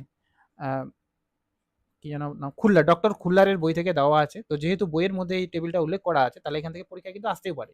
তো আইসল্যান্ডের প্রি হিস্ট্রিক যুগে একটা এরকম অগ্নুৎপাত হয়েছিল, যেখান থেকে কিন্তু সব থেকে বেশি পরিমাণে এরকম লাভা বেরোয়। তারপরে লাকি আইসল্যান্ডিক, লাকি আইল যেটা অগ্নুৎপাত, সেটা কিন্তু আইসল্যান্ডেই অবস্থিত, সেখান থেকে কিন্তু এতটা বেরোয়। ঠিক আছে, এরকম তোমরা এটা নিজে পড়ে নিও একবার। আর সব থেকে পাইরোক্লাস্টিক যেটা বেরোয় সেটা হচ্ছে টেম্বোরা থেকে, ঠিক আছে, ইন্দোনেশিয়ার 1815 সালে যেটা হয়েছিল। এত 100 কিউবিক কিলোমিটার পর্যন্ত সেটা ছড়িয়ে যায়। এবার আমরা পড়ব টাইপস অফ ভলকানো বা ভলকানিজম। তো একে মূলত দুটা ভিত্তিতে ভাগ করা যায় ভলকানিজমকে। একটা হচ্ছে মোড অফ ইরাপশনের ভিত্তিতে, আর একটা হচ্ছে পিরিয়ডিসিটিতে ভিত্তিতে, অর্থাৎ অনবরত হচ্ছে নাকি বর্তমানে বন্ধ আছে সেই ভিত্তিতে। তো মোড অফ ইরাপশন আবার দুই প্রকারের হয়, একটা হচ্ছে সেন্ট্রাল ইরাপশন, যেটা একটা কেন্দ্র থাকবে, একটা কেন্দ্র দিয়ে বেরোবে। মূলত আগ্নেয়গিরিগুলো যে তৈরি হয় না, মানে ভলকানোগুলো, সেগুলো মূলত এই সেন্ট্রাল ইরাপশনের ফলেই তৈরি হয়। আর ফিসার অগ্নুৎপাত, যার বাংলা হচ্ছে বিদার, এটা মূলত একটা ফাটল, দীর্ঘ ফাটল বরাবর বেরোবে। ঠিক আছে, একটা কেন্দ্র নয় বরং একটা ফাটল বরাবর বেরোবে, তো এটাকে বলা হয় ফিসার। তো সেন্ট্রাল ইরাপশনকে আবার 5 ভাগে ভাগ করা যায়, Hawaii type, Strombolian type, Vulcanian type, Vesuvian type, Pelean type. আর অন্যদিকে ফিসার বা কোয়াইট এক্সপ্লোশনের মধ্যে যে টাইপটা আছে সেটা হচ্ছে আইসল্যান্ড টাইপ। এখানে লেখা নাই, তো আমি বলে দিলাম আইসল্যান্ড টাইপ, মনে থাকবে। এগুলো কিন্তু কোনো টাইপ নয়, এগুলোর ফলে আর কি এই ধরনের ভূমিরূপগুলো তৈরি হয়। তো আইসল্যান্ড টাইপটা কিন্তু এর মধ্যে পড়বে। আর পিরিয়ডিসিটির ভিত্তিতে 3 প্রকার, অ্যাক্টিভ, ডরমেন্ট আর এক্সটেনিক। চলো এগুলো এবার পড়ি। তো প্রথমে আমরা সেন্ট্রাল বা এক্সপ্লোসিভ টাইপগুলো পড়বো। সেন্ট্রাল বা এক্সপ্লোসিভ টাইপ বলতে ওই যে মোড অফ ইরাপশনের ভিত্তিতে দুই ভাগে, তার প্রথম ভাগটা। তো প্রথম যেটা আছে সেটা হচ্ছে হাওয়াই টাইপ। দেখো, হাওয়াইন টাইপ বা স্ট্রম্বোলিয়ান টাইপ বা ভলকানিয়ান টাইপ, এই যে টাইপগুলো আছে, এই টাইপগুলো কিন্তু নামকরণে একটা কারণ আছে। যেমন হাওয়াইন টাইপটা কি কারণে হয়েছে, কারণ এটা হাওয়াই দ্বীপে বেশি লক্ষ্য করা যায়। হাওয়াই দ্বীপটা কোথায়? হাওয়াই দ্বীপটা হচ্ছে ম্যাপের মধ্যে আমরা দেখে নিই। হাওয়াই দ্বীপটা হচ্ছে এই যে উত্তর আমেরিকা আছে বা আমেরিকা যুক্তরাষ্ট্র আছে, তো এই আমেরিকা যুক্তরাষ্ট্রের একটা মানে আমেরিকা যুক্তরাষ্ট্রের অন্তর্গত একটা হাওয়াই দ্বীপ রয়েছে। তো এই জায়গায় এটা লক্ষ্য করা যায়, বোঝা গেল। আর স্ট্রম্বোলিয়ান টাইপটা যেটা আছে সেটা কিন্তু এই জায়গায় ইতালিতে লক্ষ্য করা যায়। তো এখানে একটা দেশ রয়েছে ইতালি, তো ইতালির স্ট্রম্বোলির নামানুসারেই স্ট্রম্বোলিয়ান টাইপের নামকরণ হয়েছে। তবে এটা নয় যে স্ট্রম্বোলিয়ান টাইপের উদাহরণ শুধুমাত্র স্ট্রম্বোলি, পৃথিবীর আরও বিভিন্ন জায়গায়ও এর এক্সাম্পল হতে পারে, বোঝা গেল। কিন্তু যেহেতু সব থেকে বেশি এখানে লক্ষ্য করা যায় এই ধরনটা, তাই এর নামে এই নামানুসারে হয়েছে। আর একটা আছে কি ভলকানিয়ান টাইপ। তো ভলকানিয়ান টাইপটা কিন্তু ভূমধ্যসাগরের লিপারি দ্বীপের মধ্যে কিন্তু হয়ে থাকে। মনে থাকবে, স্ট্রম্বোলিয়ান টাইপ আর ভলকানিয়ান এটা দুটাই কিন্তু ভূমধ্যসাগর সংলগ্ন অঞ্চলে, আর হাওয়াইন টাইপটা কিন্তু হচ্ছে আমেরিকা যুক্তরাষ্ট্রের অন্তর্গত হাওয়াই দ্বীপপুঞ্জে লক্ষ্য করা যায়। তো চলো এবার শুরু করি। তো হাওয়াইন টাইপ যেটা আছে এটা কিন্তু হাওয়াই দ্বীপে বেশি লক্ষ্য করা যায়, আমি অলরেডি বললাম, এবং এটি কিন্তু শান্ত এবং বিস্ফোরকহীন। লাভার সান্দ্রতাও কম, অর্থাৎ লাভাটা তুলনামূলকভাবে তরল। এবার তরল লাভা হলে কি হবে, আমি একটু আগেই বললাম যে তরল লাভা যদি হয় তাহলে এর উচ্চতা কম হবে কিন্তু প্রশস্ততা অনেক বেশি হবে। তো এই জায়গার যে আগ্নেয়গিরিগুলো আছে এরা কিন্তু উচ্চতা কম হয় কিন্তু এ অনেকটা এরিয়া কভার করে, এটুকু যাতে মনে থাকে। একে পিলিস হেয়ার বলা হয়। পিলি হচ্ছে এখানকার আগুনের দেবী, ঠিক আছে, হাওয়াই দ্বীপপুঞ্জের আগুনের দেবী হচ্ছে পিলি। তো যখন এই অগ্নুৎপাতটা হয় না, তখন কি হয়, এরকম করে মাকড়সার জালের মতো আর কি সুতাগুলো ভেসে ভেসে ভেসে ভেসে বেড়ায়। তো এগুলোকে এরা বলে লোকাল ভাষায় যে এটা হচ্ছে পিলির চুল বা পিলির কেস। তো এই জন্য এই ধরনের অগ্নুৎপাতের ধরনকে পিলিস হেয়ার বলা হয়। এবং এর একটা আদর্শ উদাহরণ হচ্ছে কিলাইয়া, যেটা হাওয়াই দ্বীপপুঞ্জে রয়েছে। আমরা যদি ম্যাপের মধ্যে দেখি, তাহলে দেখো এটা হচ্ছে একটা হাওয়াই দ্বীপপুঞ্জ, আমি দেখালাম যে আমেরিকা যুক্তরাষ্ট্রের অন্তর্গত, ঠিক আছে। এবং এখানে রয়েছে এই যে কিলাইয়া, এই কিলাইয়াটা কিন্তু এর অন্তর্গত, বুঝা গেল। এছাড়াও মৌনা কিয়া, তারপরে হচ্ছে মৌনা লোয়া, এই প্রত্যেকটাই কিন্তু হচ্ছে হাওয়াই টাইপের এক্সাম্পল। তো হাওয়াইন টাইপের যদি এক্সাম্পল বলে, তাহলে কিন্তু মনে রাখতে হবে হাওয়াই দ্বীপপুঞ্জের অন্তর্গত অগ্নুৎপাতগুলো কিন্তু হবে। তো এখানকার সব থেকে বড় যেটা কি পয়েন্ট, এটা হচ্ছে যে এটা হচ্ছে পিলির চুল নামে পরিচিত বা পিলিস হেয়ার, এবং এর এক্সাম্পল হচ্ছে কিলাইয়া। আরও এক্সাম্পল আছে, তবে এটা হচ্ছে বেস্ট এক্সাম্পল। নেক্সট চলে আসবো এবার স্ট্রম্বোলিয়ান টাইপ, যেটা মূলত কোথায় লক্ষ্য করা যায়, ইতালিতে। এবং এটা কিন্তু মাঝারি তীব্রতার হয়, অর্থাৎ খুব বেশি অগ্নুৎপাত হয় না, খুব কমও হয় না, মিডিল পজিশনে আছে। এর মধ্যে লাভা, পিউমিস, স্কোরিয়া এগুলো বেরোবে, এবং এগুলো কিন্তু অনেক দূর পর্যন্ত উৎক্ষিপ্ত হবে, যেহেতু এগুলো হালকা উপাদান। তো এই উপাদানগুলো আকাশের অনেক উঁচু পর্যন্ত উঠে যায়, এবং এটা কিন্তু নিয়মিত ছন্দে হয়, যেটাকে বলা হয় রিদিমিক, মানে বা নিয়ারলি কন্টিনিউয়াস, মানে কন্টিনিউয়াস হতেই থাকে। কোনো কোনো বইয়ে উল্লেখ থাকে যে এটা প্রায় 15 মিনিট পর পর এই অগ্নুৎপাতটা হয়, সারা বছরই 15 মিনিট পর পর পর পর হতে থাকে, অর্থাৎ এদের মধ্যে ইন্টারভেল খুব কম থাকে। এবং এই যে স্ট্রম্বোলিয়ান টাইপ, এই স্ট্রম্বোলিয়ান টাইপটা মূলত তো স্ট্রম্বলি থেকে এসেছে, স্ট্রম্বলি আগ্নেয়গিরির নামানুসারে। তো এই স্ট্রম্বলি আগ্নেয়গিরি যে আছে, এটা কিন্তু হচ্ছে একটা জীবন্ত আগ্নেয়গিরি, এবং এখান থেকে কিন্তু কন্টিনিউয়াস এরকম করে অগ্নুৎপাত হতে থাকে। এই কারণে রাত্রেবেলা কি হয়, ভূমধ্যসাগর সংলগ্ন অঞ্চলটা খুব আলোকিত হয়ে যায়, ঠিক আছে। তাই একে ভূমধ্যসাগরের আলোক স্তম্ভ বলা হয়, বা light house of Mediterranean C. তো যদি জিজ্ঞেস করে যে কোন অগ্নুৎপাতকে ভূমধ্যসাগরের আলোক স্তম্ভ বলা হয়, তাহলে অ্যান্সার হবে কিন্তু স্ট্রম্বলি, বুঝা গেল। তাহলে স্ট্রম্বলির যদি আমরা কি পয়েন্ট বলি, যে এটা হচ্ছে উচ্চ আকাশ পর্যন্ত নিক্ষিপ্ত হবে এটা, আর দ্বিতীয় হচ্ছে এটা ইটালির স্ট্রম্বোলিয়ান আগ্নেয়গিরির নামানুসারে, এবং তৃতীয় হচ্ছে একে কিন্তু ভূমধ্যসাগরের আলোক স্তম্ভ বলা হয়। তবে মনে রাখতে হবে যে স্ট্রম্বোলিয়ান টাইপের শুধুমাত্র স্ট্রম্বলি যে অগ্নুৎপাতটা রয়েছে তাকে কিন্তু ভূমধ্যসাগরের আলোক স্তম্ভ বলা হয়, পৃথিবীর বাকি যে জায়গাগুলোতে পাওয়া যায় তাদেরকে কিন্তু বলা হয় না। নেক্সট আছে ভলকানিয়ান টাইপ, এটা কিন্তু অত্যন্ত শক্তিশালী, এবং যতগুলো বিস্ফোরক অগ্নুৎপাত হয় তাদের মধ্যে কিন্তু একটা অন্যতম। তাহলে ভলকানিয়ান টাইপটা কিন্তু খুব শক্তিশালী, বোঝা গেল।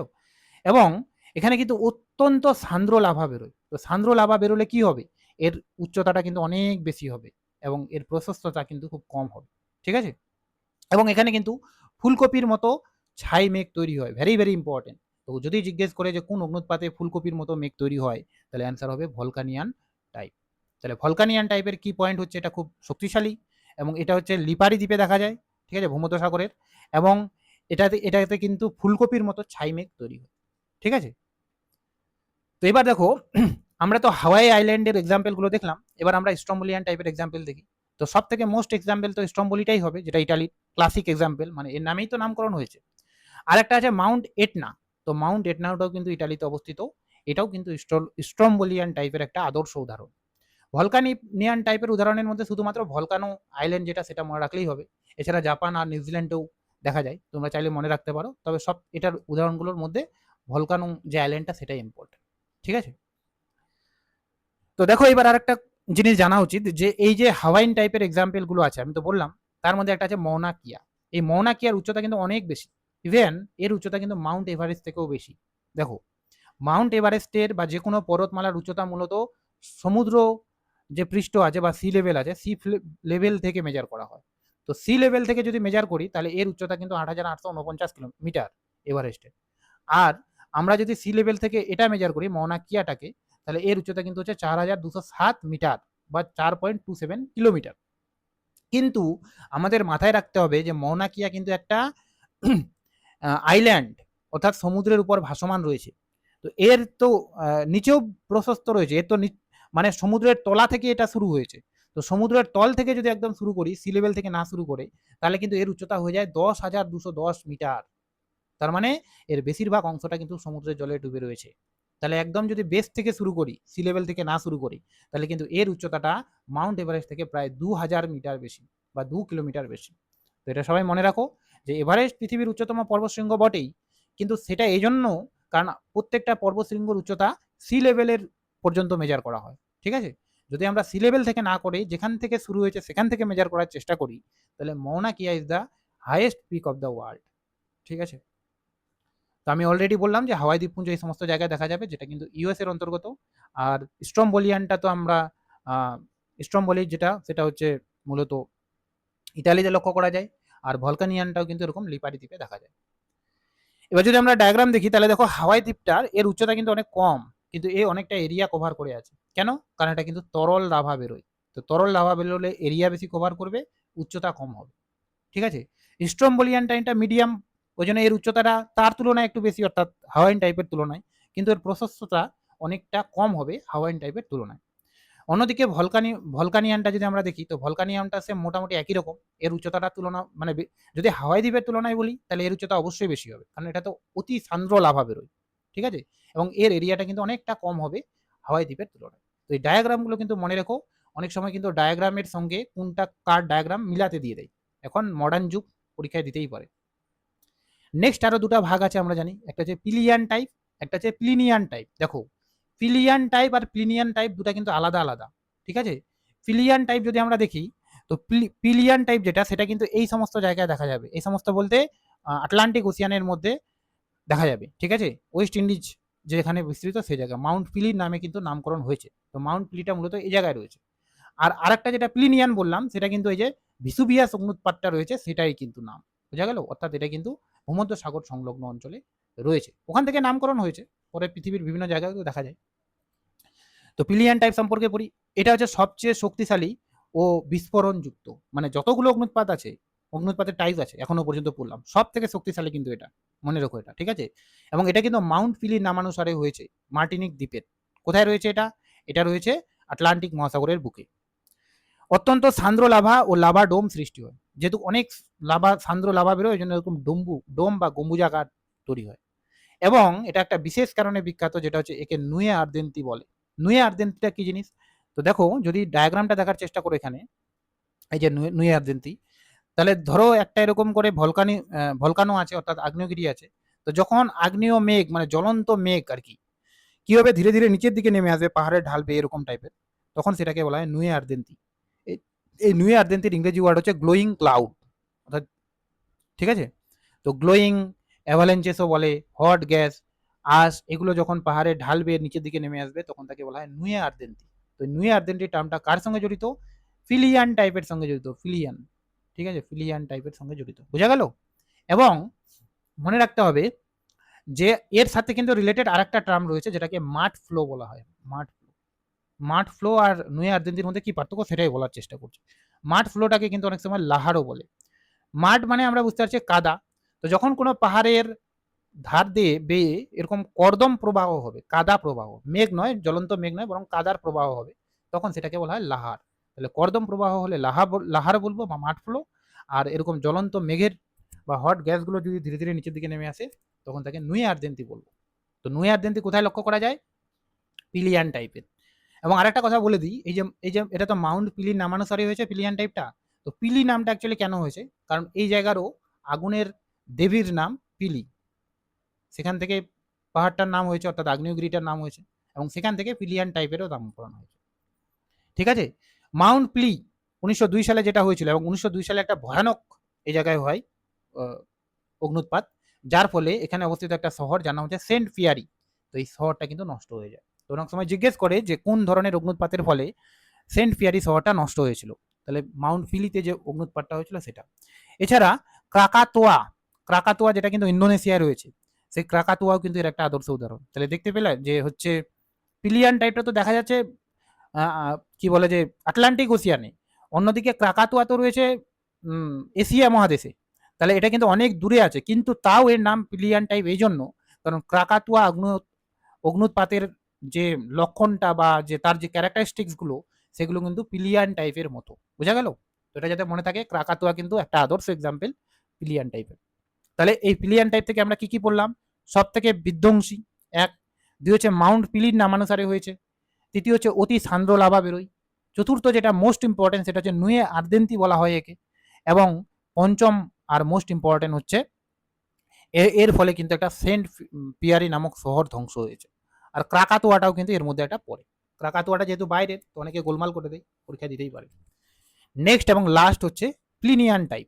তো প্লিনিয়ান টাইপ, প্লিনিটা কি করে এসেছে? প্লিনি এটা অ্যাকচুয়ালি ভিসুভিয়াস যেটা রয়েছে, আমি দেখালাম ম্যাপের মধ্যে, এই যে দেখো, এই যে ভিসুভিয়াস অগ্নুৎপাতটা, এরই নাম অ্যাকচুয়ালি প্লিনিয়ান টাইপ হয়েছিল। তো 79 এডিতে এই জায়গায় কিন্তু একটা ভয়ানক অগ্নুৎপাত হয়, এবং সেই সময় কিন্তু প্লিনি নামক একজন ভূতত্ত্ববিদ বা জিওলজিস্ট বলা যায়, বা আমরা জিওগ্রাফারও বলতে পারি, তিনি কিন্তু ওখানে গিয়েছিলেন রিসার্চের কাজে। সেই রাতে, অর্থাৎ সেই ভয়ানক অগ্নুৎপাতের ফলে তিনি কিন্তু মারা যান, এবং তারপর থেকেই তাকে রেসপেক্ট জানিয়ে এই ধরনের অগ্নুৎপাতের যে টাইপটা, তার নামকরণ করা হয় প্লিনিয়ান টাইপ। তাহলে বোঝা গেল? তো এখান থেকে একটা কোশ্চেন জিজ্ঞেস করে যে কোন ধরনের অগ্নুৎপাতকে একজন জিওগ্রাফারের নামানুসারে রাখা হয়েছে, তাহলে মনে রাখতে হবে প্লিনিয়ান টাইপ। তো এই যে টাইপটা আছে, এটা কিন্তু ভলকানিয়ান এবং স্ট্রম্বোলিয়ান, এই যে দুটা টাইপ আছে, এই দুটার থেকেও কিন্তু শক্তিশালী। অর্থাৎ বলা যায় প্লিনিয়ানটা সব থেকে বেশি শক্তিশালী, তারপরেই হচ্ছে প্লিনিয়ান টাইপটা শক্তিশালী। এবং যে এই 79 সালের যে এখানে অগ্নুৎপাত হয়েছিল না, যার পর থেকে এরকম নামকরণটা হয়েছে, তো সেই সময় কিন্তু এখানকার দুটা শহর ইতালির, একটা হচ্ছে হারকুইলাম এবং একটা হচ্ছে পম্পাই, এই দুটা শহর কিন্তু পুরোপুরি ধ্বংস হয়ে যায়, যেখানে কিন্তু প্লিনিও মারা যান। ঠিক আছে, এখানেও কিন্তু ঘন ফুলকপির মতো মেঘ তৈরি হয়, দেখতেই পাচ্ছ।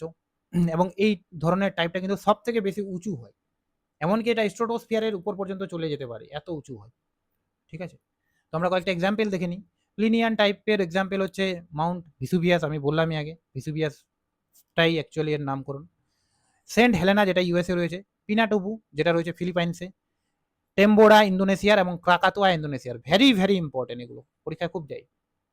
এবং পিলিয়ান টাইপের যেটা এক্সাম্পল, সেটা তো মাউন্ট পিলি তো হবেই, আরেকটা মনে রাখতে পারো, যেটা হচ্ছে মাউন্ট মেরাফি, যেটা ইন্দোনেশিয়ায় রয়েছে। ঠিক আছে, নেক্সট। এবার আমি তো বললামই যে মাউন্ট পিলিটা মূলত দেখা যায় এই সমস্ত জায়গায়, মার্টিনিক দ্বীপে, যেটা মূলত আটলান্টিক ওশিয়ানে অবস্থিত, দক্ষিণ আমেরিকার উপরের দিকে, এবং উত্তর আমেরিকার নিচে। ঠিক আছে, নেক্সট হচ্ছে ভিসুভিয়াস, যেটার নামই হচ্ছে অ্যাকচুয়ালি প্লিনিয়ান টাইপ। প্লিনিয়ান টাইপ 79 বছরে, এখন তো 2026, তো যখন 79 বছর চলছিল তখন কিন্তু প্লিনি এই জায়গায় মারা যান। ঠিক আছে, আর এর এক্সাম্পল হচ্ছে কিন্তু এরকম পিনাটুবু। ঠিক আছে, বা ক্রাকাতুয়া আছে এখানে, ক্রাকাতুয়া, এই যে ক্রাকাতুয়া, এগুলা কিন্তু এর এক্সাম্পল। আচ্ছা, ক্রাকাতুয়া তো এক্সাম্পল হচ্ছে এর এক্সাম্পল, পিলির এক্সাম্পল, তাই না? ক্রাকাতুয়াটা তো পিলির এক্সাম্পল, পিনাটুবুটা হচ্ছে এর এক্সাম্পল, অর্থাৎ এগুলা হচ্ছে প্লিনিয়ান টাইপের এক্সাম্পল। হ্যাঁ, ঠিকই তো বলছি, প্লিনিয়ান টাইপের এক্সাম্পল। এবার দেখো, এই যে মাউন্ট ভিসুভিয়াস, এটা তো অ্যাকচুয়ালি প্লিনিয়ান টাইপ। তো এটা মনে রাখো যে মাউন্ট ভিসুভিয়াসটারই নাম কিন্তু প্লিনিয়ান টাইপ, প্লিনিকে রেসপেক্ট জানিয়ে এর নামকরণ করা হয়েছে। তো 79 এডিতে যখন এই জায়গায় ভয়ানক বা বিধ্বংসী অগ্নুৎপাত হয়, তখন কিন্তু এরকম পম্পাই আর এরকম হারকুইলাম নামক দুটা শহর ইটালির নষ্ট হয়ে গেছিল। ঠিক আছে, তাহলে প্লিনিয়ান টাইপে দুটা শহর নষ্ট হয়েছিল, যার নাম হচ্ছে হারকুইলাম এবং পম্পাই। আর পিলিয়ান টাইপেও একটা শহর নষ্ট হয়েছিল, যার নাম হচ্ছে সেন্ট পিয়ারি। এই দুটো যাতে প্রত্যেকে মনে রাখে, খুব ইম্পর্টেন্ট। এবার যদি আমরা দেখি, তো দেখো প্রথমে পিলিয়ান টাইপ, এই যে নেমে আসছে, কি বলা হচ্ছে, কে বলো? নুয়ে আর্দেন্তি, এটাই হচ্ছে নুয়ে আর্দেন্তি। আর দেখো প্লিনিয়ান টাইপ আমি বললাম অনেক উঁচু হবে, একদম স্ট্রাটোস্ফিয়ার পর্যন্ত পৌঁছে যেতে পারে, তো এটা হচ্ছে প্লিনিয়ান টাইপ। এগুলো ছাড়াও আরেকটা আছে, যেটাকে বলা আইসল্যান্ডিক টাইপ বা ইরাপশন। এটা হচ্ছে ফিসার অগ্নুৎপাতের একটা টাইপ। ফিসার অগ্নুৎপাত, ফিসার অগ্নুৎপাত যেখানে হবে, সেখানে একটা পয়েন্ট দিয়ে না বেরোয়, একটা এরকম ফাটল বরাবর বেরোবে, এবং এই ফাটল বরাবর তরল লাভা বেরোয়, ফলে অনেকটা দূর পর্যন্ত ছড়িয়ে গিয়ে এরকম উঁচু হয় না, সমতল আকৃতির হয়, প্লেটু নাহলে সমভূমি কিন্তু তৈরি করে। তো মনে রাখতে হবে আইসল্যান্ড টাইপ যেটা, এটা কিন্তু ফিসার অগ্নুৎপাতের একটা উদাহরণ, এটা কিন্তু সেন্ট্রাল অগ্নুৎপাতের উদাহরণ নয়। এখানেও আছে, এটা একটা বইয়ের থেকে দেওয়া, শবীন্দ্র সিং এর বই থেকে। তো এই ডায়াগ্রামগুলো অ্যাকচুয়ালি অনেক সময় দিয়ে দিতে পারে মিলানোর জন্য, এই জন্য আমি দিয়েছি। এটা প্লিনিয়ান টাইপ দেখে বোঝা যাচ্ছে, এটা ভলকানিয়ান টাইপ, হাওয়াইন টাইপটাও দেখে বোঝা যাচ্ছে, পিলিয়ান টাইপ এই যে নুই আর্দেন্তি, ভিসুভিয়াস টাইপ, এটা দুটো প্রায় একই রকম, গোলমাল করলে কিন্তু হবে না। এটা হচ্ছে স্ট্রম্বোলিয়ান টাইপ, আর এটা হচ্ছে আইসল্যান্ডিক টাইপ, যেটা আমি বললাম। এখানে ওই এক্সাম্পলগুলো আমি দিয়েছি, যেগুলো অলরেডি আমি একবার করে বলে দিলাম। হাওয়াইন টাইপটা দেওয়া নেই, কারণ হাওয়াইন টাইপটা তো হাওয়াই দ্বীপপুঞ্জের সবগুলোই হবে। এবার আমরা চলে আসবো ফিসার বা কোয়াইট এক্সপ্লোশনের ফলে সম্পর্কে। এগুলা যদিও এদের টাইপ নয়, কিন্তু এগুলা হচ্ছে এর ভাগ, এর টাইপ হচ্ছে আইসল্যান্ড টাইপ। আইসল্যান্ড টাইপ, তো চলো আইসল্যান্ড টাইপটা কি। তো দেখো, বিদার অগ্নুৎপাত ভূত্বকের দীর্ঘ ও গভীর ফাটল দিয়ে বেরোয়। এই লাভা সাধারণত ব্যাসাল্টিক হয় এবং অত্যন্ত তরল বা প্রবাহমান হয়। এই ধরনের ব্যাসাল্টিক লাভা হয়। লাভা সিট তৈরি করে বা লাভা প্লেটও তৈরি করে। লাভা সিট মানে উপরে একটা লাভার আস্তরণ পড়বে জাস্ট, এবং এটাই যখন উঁচু হয়ে টেবিল ল্যান্ডের মতো তৈরি হবে তখন তাকে লাভা প্লেটও বলবো। আইসল্যান্ডের লাকি ভলকানো এর একটা আদর্শ উদাহরণ, ঠিক আছে। নিউজিল্যান্ডের তারাওয়েরা আছে। ভারতের ডেকান ট্রাপ উদাহরণ হতে পারে ফিসার অগ্নুৎপাতের এরকম। তো এই এক্সাম্পলগুলো মনে রাখো, এবং আইসল্যান্ড টাইপ যেটা সেটা কিন্তু একটা ফিসার অগ্নুৎপাতের উদাহরণ, এটা কিন্তু মনে যাতে থাকে। এবার আমরা চলে আসবো আর একটা ভাগে। পিরিয়ডিসিটির ভিত্তিতে 3 ভাগে ভাগ করা যায়, একটা হচ্ছে অ্যাক্টিভ, ডরমেন্ট অ্যান্ড এক্সটেনিক। তো অ্যাক্টিভ কি? অ্যাক্টিভ মানে যেখানে কন্টিনিউয়াস এখনো হচ্ছে, মাঝে মাঝে অগ্নুৎপাত হতে থাকে, ঠিক আছে, 1 বছরে একবার হবে এরকম, তাকে আমরা সক্রিয় বা অ্যাক্টিভ অগ্নুৎপাত বলবো বা আগ্নেয়গিরি বলবো। ডরমেন্ট ভলকানো কাকে বলবো? যেখানে কিন্তু হচ্ছিল কিন্তু কিছুদিন গ্যাপ আছে, কিন্তু আগামী দিনে হতেই পারে, অর্থাৎ সুপ্ত অবস্থায় রয়েছে, তাকে সুপ্ত আগ্নেয়গিরি বলবো। আর এক্সটিনিক্ট বা মৃত আগ্নেয়গিরি কাকে বলবো? যেখানে আর অগ্নুৎপাত হচ্ছে না, অনেকদিন আগে হয়েছিল আর ভবিষ্যতেও হওয়ার সেরকম কোনো চান্স নেই, তখন তাকে মৃত অগ্নুৎপাত বলবো। এখানে বেশ কয়েকটা এক্সাম্পল দেওয়া আছে, দেখো অ্যাক্টিভ ভলকানের এক্সাম্পল হচ্ছে কিলাইয়া, মাউন্ট লোয়া, মৌনা লোয়া, সরি, মাউন্ট এটনা স্ট্রম্বলি ইতালিতে যেটা রয়েছে, মাউন্ট মেরাপি যেটা ইন্দোনেশিয়া রয়েছে, আরেকটা রয়েছে ইন্দোনেশিয়া আইসল্যান্ডের কটোপাক্সি। কটোপাক্সি হচ্ছে highest active volcano in the world, এটা মনে রাখো, ঠিক আছে। তারপরে ব্যারেন আইল্যান্ড রয়েছে ভারতের, যেটা কিন্তু সাউথ এশিয়ার মধ্যে একমাত্র অ্যাক্টিভ ভলকানো। তারপরে রয়েছে এরাবাস, মাউন্ট এভারাস হচ্ছে আন্টার্কটিকার একমাত্র অ্যাক্টিভ ভলকানো, ঠিক আছে। আর পিনাটুবু রয়েছে যেটা ফিলিপাইন্সে রয়েছে। এগুলো হচ্ছে অ্যাক্টিভ ভলকানো। আমরা যদি ম্যাপের মধ্যে দেখি এগুলো, তাহলে দেখো এই যে এরাবাস, যেটা আন্টার্কটিকার একমাত্র অ্যাক্টিভ ভলকানো, ঠিক আছে। আর এই জায়গায় রয়েছে কিন্তু আমাদের, এই সমস্ত জায়গায় রয়েছে আমাদের ব্যারেন আইল্যান্ড, যেটা সাউথ এশিয়ার মধ্যে একমাত্র অ্যাক্টিভ ভলকানো, বোঝা গেল। তো এই সমস্তগুলো রয়েছে। স্ট্রম্বলিটাও অ্যাক্টিভ ভলকানো, যেগুলো লাল দেওয়া রয়েছে সবগুলোই। মাউন্ট ভিসুভিয়াসটাও অ্যাক্টিভ ভলকানো রয়েছে, ঠিক আছে।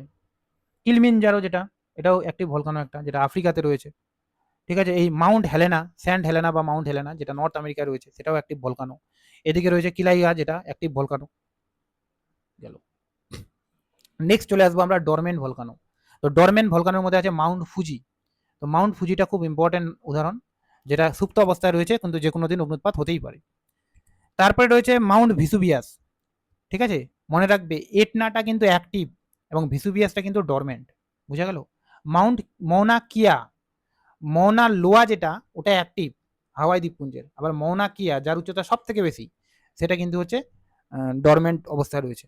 নরকন্ডেম ভারতের, ভারতের একটা হচ্ছে অ্যাক্টিভ অবস্থায় রয়েছে যেটা হচ্ছে ব্যারেন আইল্যান্ড, আর একটা হচ্ছে এরকম সুপ্ত অবস্থায় রয়েছে যার নাম হচ্ছে নরকন্ডেম, ঠিক আছে। আর কিলিমিনজারো, কিলিমিনজারোটাকে এখানে অ্যাক্টিভ দেখাচ্ছে এই জন্য, কারণ কিলিমিনজারোর একটা ব্যাপার আছে, যে কিলিমিনজারোর যে মেইন পয়েন্ট আছে না, এরকম একটা পাহাড় আছে, তো মেইন যে পয়েন্টটা উপরের দিকে সেটা কিন্তু অ্যাক্টিভ অবস্থায় রয়েছে, কিন্তু তার আশেপাশে আর সেরকম হয় না। তো কিলিমিনজারো ওই জন্য দুটা ক্ষেত্রেই হয়, এক্সটিনিক্টও হয় আবার সুপ্ত অবস্থায় রয়েছে এটাও হয়, ঠিক আছে। যাই হোক, নেক্সট আছে মাউন্ট পোপা। তো মাউন্ট পোপা মায়ানমারে আছে। মাউন্ট 80 টাকা, ঠিক আছে, এরকম বেশ কয়েকটা উদাহরণ আছে। আর ডেকান ট্রাপ ভারতের, এটা হচ্ছে সুপ্ত অবস্থায় চলে গেছে। ধসি হিল যেটা হরিয়ানায় রয়েছে, সেটাও কিন্তু এখন সুপ্ত অবস্থায় আছে, মানে এখান থেকে আর অগ্নুৎপাত হওয়ার কোনো চান্স নেই। তো আমি অলরেডি দেখালাম ম্যাপের মধ্যে। এবার দেখো আরেকটা ভলকানো আছে যেটা আমাদের দেশেই রয়েছে, আন্দামানে, জানা হচ্ছে বারাটাং আইল্যান্ড। তো এটা একটা বিশেষ কারণে বিখ্যাত, কারণ এখানে মাড ভলকানো হয়। মাড ভলকানো কি? মাড ভলকানো হচ্ছে যেখানে আগ্নেয় পদার্থের বদলে কাদা বেরোবে, কাদা। তো এটা কেন হয় অ্যাকচুয়ালি? কারণ এই যে আগ্নেয়জাত পদার্থগুলো বা বাষ্পগুলো নিচ থেকে এসে চাপ দেয়, কিন্তু তাদের প্রেশারটা এত বেশি থাকে না যে তারা নিজেরাই বেরিয়ে যেতে পারবে। ফলস্বরূপ এখানে নিচের দিকে যে কাদার মতো পদার্থগুলো আছে তার চাপে কিন্তু কাদাগুলো বেরিয়ে আসে। তো এটাকেই বলা হয় মাড ভলকানো। তো এটা মনে রেখো, মাড ভলকানো রয়েছে আমাদের দেশে একটা। আচ্ছা, অনেকে এটাকে আবার প্রস্রবণ বলতে পারে। তো প্রস্রবণ আমরা কাকে বলি? যেখান থেকে জল বেরোবে, এটা তো জল বেরোচ্ছে না, কাদা বেরোচ্ছে, ওই জন্য একে ভলকানো বলছে। তো বারাটাং আইল্যান্ড, যেখানকার লোকাল ভাষায় একে জলকি বলে বা জলকি, ঠিক আছে। আর হচ্ছে এটা অ্যাক্টিভ মাড ভলকানো, এটা অনবরত এরকম বেরোতে থাকে। যারা আন্দামানে ঘুরতে যায় তারা এখানে গিয়ে এরকম করে মানে বসে থাকে। তো মানে এই জায়গায় স্নানের মতো করলে আর কি, এই কাদাটা মাখলে সুস্থ হয়ে যায় মানুষ, অনেকে বিশ্বাস। এরপর যে টপিকটা রয়েছে সেটার নাম হচ্ছে মেজর ল্যান্ডফর্ম, অর্থাৎ কি কি ল্যান্ডফর্ম তৈরি হয় সেটা। তো দেখো ল্যান্ডফর্মগুলোকে মূলত 2 ভাগে ভাগ করা যায়, একটা হচ্ছে এক্সট্রুসিভ, একটা হচ্ছে ইন্ট্রুসিভ। এর মানেটা কি? যে অগ্নুৎপাতের সময় না কিছু পদার্থ ভূপৃষ্ঠের বাইরে বেরিয়ে আসে, যাদেরকে আমরা এক্সট্রুসিভ বলে থাকি। আর ইন্ট্রুসিভ বলতে যেগুলো নিচের দিকে, অর্থাৎ এরকম আসার সময় নিচে যদি কোনো গর্ত থাকে সেই গর্তের মধ্যে কিন্তু জমে যায়, তো সেই সমস্ত ল্যান্ডফর্মগুলোকে বলা হয় ইন্ট্রুসিভ। অর্থাৎ ইন্ট্রুসিভ ভূপৃষ্ঠে আত্মপ্রকাশ করে না, কিন্তু এক্সট্রুসিভ করে। এই এক্সট্রুসিভ ল্যান্ডফর্মগুলো আবার দুই প্রকার, একটা হচ্ছে সেন্ট্রাল টাইপ, একটা হচ্ছে ফিসার টাইপ। সেন্ট্রাল মানে তোমরা বুঝতেই পারছো যে যেটা একটা সেন্টার দিয়ে বেরোবে, আর ফিসার টাইপ মানে যেটা একটা এলাকা দিয়ে বেরোবে, নাকি একটা সেন্টার দিয়ে। তো সেন্ট্রাল বা এক্সক্লুসিভ টাইপগুলোকে মূলত দুই ধরনের ভূমিরূপ তৈরি হয়। একটা হচ্ছে এলিভেটেড ল্যান্ডফর্ম, এলিভেটেড মানে এরকম উঁচু হয়ে, আর একটা হচ্ছে এরকম অবনত হয়ে। তো উত্তল হয়ে যেটা তৈরি হয় সেটাকে বলা হয় এলিভেটেড, আর অবতল হয়ে যেটাকে তৈরি হয় সেটার নাম হচ্ছে ডিপ্রেশন ল্যান্ডফর্ম, ডিপ্রেস ল্যান্ডফর্ম। তো এলিভেটেড ল্যান্ডফর্মের মধ্যে আছে এই ধরনের ল্যান্ডফর্মগুলো, আর ডিপ্রেস ল্যান্ডফর্মে কয়েকটা আছে, আমরা এক এক করে পড়বো সবগুলো। তো এটা তো গেল সেন্ট্রাল। এবার ফিসার টাইপ আছে, ফিসার টাইপের ফলেও তৈরি হয় যেমন লাভা, তারপর লাভা প্লেটু, লাভা প্লেন এগুলো। অন্যদিকে ইন্ট্রুসিভ ল্যান্ডফর্মের ফলেও তৈরি হয় ভূমিরূপ।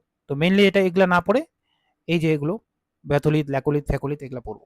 তো চলো আমরা শুরু করি প্রথমে এক্সট্রুসিভ ল্যান্ডফর্মগুলো দিয়ে। এক্সট্রুসিভ ল্যান্ডফর্মের মধ্যে প্রথমে আছে কি এলিভেটেড ল্যান্ডফর্ম। এলিভেটেড ল্যান্ডফর্ম মানে এগুলো একটু উঁচু হবে, বোঝা গেল? প্রথমে আছে সিন্ডার বা আস কোন। তো কোন মানে বোঝা যাচ্ছে এরকম কোনাকৃতি হবে, কিন্তু সেই কোনটা কিসের মাধ্যমে তৈরি হবে? নিচ থেকে বেরিয়ে আসা সিন্ডার বা আস দিয়ে, অর্থাৎ ছাই দিয়ে। তো যখন কোনো একটা ভলকানো এই কোনাকৃতি বা শঙ্কু আকার ধারণ করে মূলত কিসের মাধ্যমে? সিন্ডার বা ছাইয়ের মাধ্যমে, তখন তাকে সিন্ডার বা আস কোন বলা হয়। তো চলো একটু পড়ি। অগ্নুৎপাতের সময় নির্গত ছোট কঠিন আগ্নেয় কণা বা সিন্ডার ক্রেটারের চারপাশে জমে যে শঙ্কু গঠন করে তাকে সিন্ডার কোন বলে।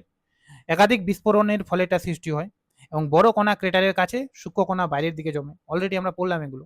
এর অনেক উদাহরণ আছে, যেমন সেরকম কোনো উদাহরণের মধ্যে এটা ইম্পর্টেন্ট, ভিসুভিয়াস, মাউন্ট ফুজি, এগুলো কিন্তু ক্রাকাতোয়াটাও এর উদাহরণ। আচ্ছা, মাউন্ট প্লিটাও এর উদাহরণ।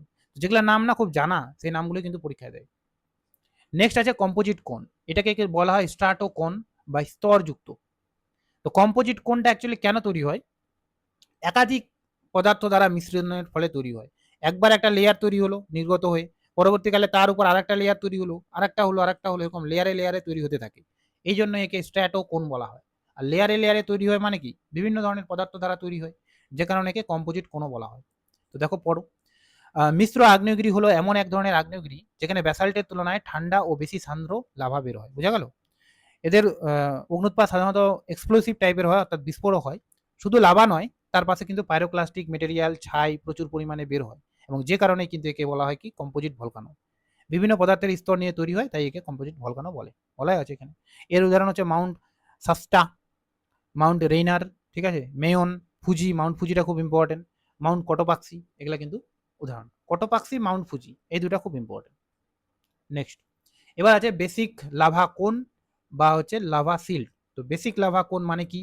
মানে হচ্ছে তরল লাভা, ঠিক আছে। বেসিক মানে ক্ষারকীয়, তো ক্ষারকীয় লাভাটা কি হয়? তরল হয়। তরল লাভা আমি কি বলেছিলাম? অনেক দূর পর্যন্ত ছড়াবে, কিন্তু উচ্চতা খুব কম হবে।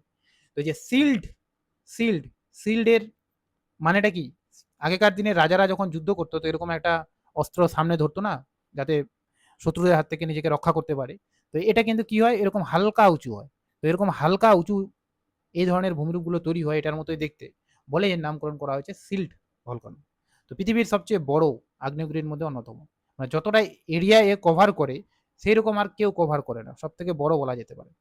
প্রধানত ব্যাসাল্টিক লাভা দিয়ে তৈরি, আর ব্যাসাল্টিক লাভা মানে তরল হবে, ওই জন্য বেশি দূর ছড়িয়ে পড়বে। তো ব্যাসাল্টিক লাভা খুব তরল হয়, তাই এটি সহজে অনেক দূর পর্যন্ত ছড়িয়ে পড়ে, যেটা আমি বললাম। আকারে আকার চওড়া ও মৃদু ঢালযুক্ত হয়, মানে আকারটা অনেকটা হবে আর ঢালটা খুব মৃদু হবে। হাওয়াইন টাইপটা ওর এক্সাম্পল, আদর্শ এক্সাম্পল, অর্থাৎ হাওয়াই যে দ্বীপপুঞ্জ আছে সেখানে কিন্তু এই ধরনের অগ্নুৎপাতগুলো দেখা যায়। এর মধ্যে সব থেকে আদর্শ উদাহরণ হচ্ছে মনা লোয়া, ঠিক আছে, যেটা হাওয়াই আইল্যান্ডে রয়েছে। তো গ্যাসও বেসিক লাভা কোন, এটা সব থেকে বড়, অনেকটা এরিয়া, এর উচ্চতা কম, এবং এটা হচ্ছে কি তরল লাভার ফলে তৈরি হবে। নেক্সট, এবার আছে অ্যাসিড লাভা বা অ্যাসিডিক লাভা। তো অ্যাসিডিক লাভাটা কি হবে? ক্ষারক, মানে ক্ষারকীয় বলছি, সান্দ্রতা বেশি হবে। তো সান্দ্রতা বেশি হলে এটা কিন্তু যেমন বেসিক লাভাটা অনেকটা ছড়িয়ে গেছিল, এটা কিন্তু অতটা ছড়াবে না, বরং এটা কি হবে? উঁচু হবে, এটুকু যাতে মনে থাকে। তো বেশি সিলিকাযুক্ত অত্যন্ত আঠালো ও সান্দ্র লাভা তৈরি হয়। এই লাভা বেশি দূর যেতে পারে না, দ্রুত জমাট বেঁধে উঁচু খাড়া ঢালের শঙ্কু তৈরি করে। একে স্ট্রম্বোলিয়ান টাইপ কোনো বলা হয়, যেহেতু স্ট্রম্বোলিয়ান টাইপে এই ধরনের সান্দ্র লাভা বেরোয়, সেই জন্য একে স্ট্রম্বোলিয়ান টাইপও বলা হয়। অর্থাৎ স্ট্রম্বোলি যে আগ্নেয়গিরিটা, সেটা কিন্তু এর একটা উদাহরণ হতে পারে। নেক্সট আছে প্যারাসাইট কোন। তো প্যারাসাইটের শব্দের অর্থ হচ্ছে পরজীবী, পরজীবী। তো একে পরজীবী কেন বলা হয় একটু পরেই বুঝা যাবে। তো দেখো আগে আমরা এরকম বুঝি, এটাকে বলা হয় মেইন পাইপ, বা যেটাকে আমরা কি বললাম যে কন্ডুইট, কন্ডুইট ভেন্ট এগুলো। তো মেইন ভেন্ট এটা। আর এর কয়েকটা সাব ভেন্টও রয়েছে, এই যে সাব ভেন্ট যেগুলো ছোট ছোট করে বাইরের দিকে চলে যায়। তো এই সাব ভেন্টের ফলে যে কোনটা তৈরি হয় সেটাকে বলা হয় প্যারাসাইট কোন। এবার একে প্যারাসাইট বা পরজীবী কোন কেন বলা হচ্ছে, কারণ এই যে অগ্নু এই এই যে আগ্নেয়গিরিগুলো মানে আগ্নেয়র সরি লাভার যে যোগানটা করলো সেটা কিন্তু এই মেইন পাইপ থেকে নিয়েছে। দেখো মেইন পাইপের সঙ্গে যুক্ত আছে, এটা কিন্তু একদম ম্যাগমা চেম্বারের সঙ্গে যুক্ত নেই, তারা কিন্তু মেইন পাইপ থেকে, অর্থাৎ এটা কি পরজীবী, অন্যের উপর নির্ভরশীল। সেই কারণে কিন্তু এই কোনটা পরজীবী কন্ডুইট দ্বারা তৈরি হয়েছে বলেই একে কিন্তু প্যারাসাইট কোন বা পরজীবী কোন বলা হয়। তো মূল নল থেকে লাভা পাওয়ায়, যেহেতু মূল নল থেকে লাভা নিচ্ছে, একে কিন্তু প্যারাসাইট কোন বলা হয়। ল্যাটারাল আর অ্যাডভেন্টিভ কোনও একে বলা হয়। এর উদাহরণ হচ্ছে সাটিনা বা মাউন্ট শাস্টা, যেটা ইউএসএ রয়েছে। এক্সাম্পলটা ইম্পর্টেন্ট নয়, কনসেপ্টটা খুব ইম্পর্টেন্ট। কোন ইন কোন, কোন ইন কোন মানে কি, একটা যেরকম কোন তৈরি হলো, বুঝা গেল, একটা এরকম করে কোন তৈরি হলো। এবার দেখা গেল এই কোণের ভিতরে আর একটা ছোট করে এরকম করে কোণ তৈরি হচ্ছে, অর্থাৎ ছোট করে আরো কোণ তৈরি হচ্ছে, তখন তাকে বলা হয় কোন ইন কোন। তো বৃহৎ বা বড় আগ্নেয় শঙ্কুর ভিতরে পরবর্তী অগ্নুৎপাতের ফলে আরো ছোট শঙ্কু তৈরি হলে তাকে কোন ইন কোন বলা হয়। মাউন্ট ভেসুভিয়াসে কিন্তু এটা দেখা যায়। নেক্সট আছে স্প্যাটার কোন। স্প্যাটার কথার অর্থ হচ্ছে বিস্ফোরক, বিস্ফোরণের সময় ছিটকে বেরিয়ে এসে, মানে মানলাম এই যে একটা অগ্নুৎপাত হচ্ছে এই জায়গায়, তো অগ্নুৎপাতের ফলে কিছু উপাদানগুলো ছিটকে দিকে চলে আসলো, এসে নিয়ে এক জায়গায় জমা হয়ে এরকম কোণ তৈরি করলো। তো এই ছিটকে বেরিয়ে এসে যে কোণটা তৈরি হয় সেটাকে বলা হয় স্প্যাটার কোণ। এগুলোর বাংলা মিনিংগুলো আমি জানি না, ওই জন্য ইংলিশেই দিয়েছি। আশা করছি ইংলিশগুলোই মনে রাখা ভালো, বাংলা মিনিং এক এক জায়গায় এক এক রকম থাকে। তবে এগুলোর উচ্চতা বেশি হয় না, ছোট ছোট হয়, ছিটকে বেরিয়ে আসে বোঝা যাচ্ছে।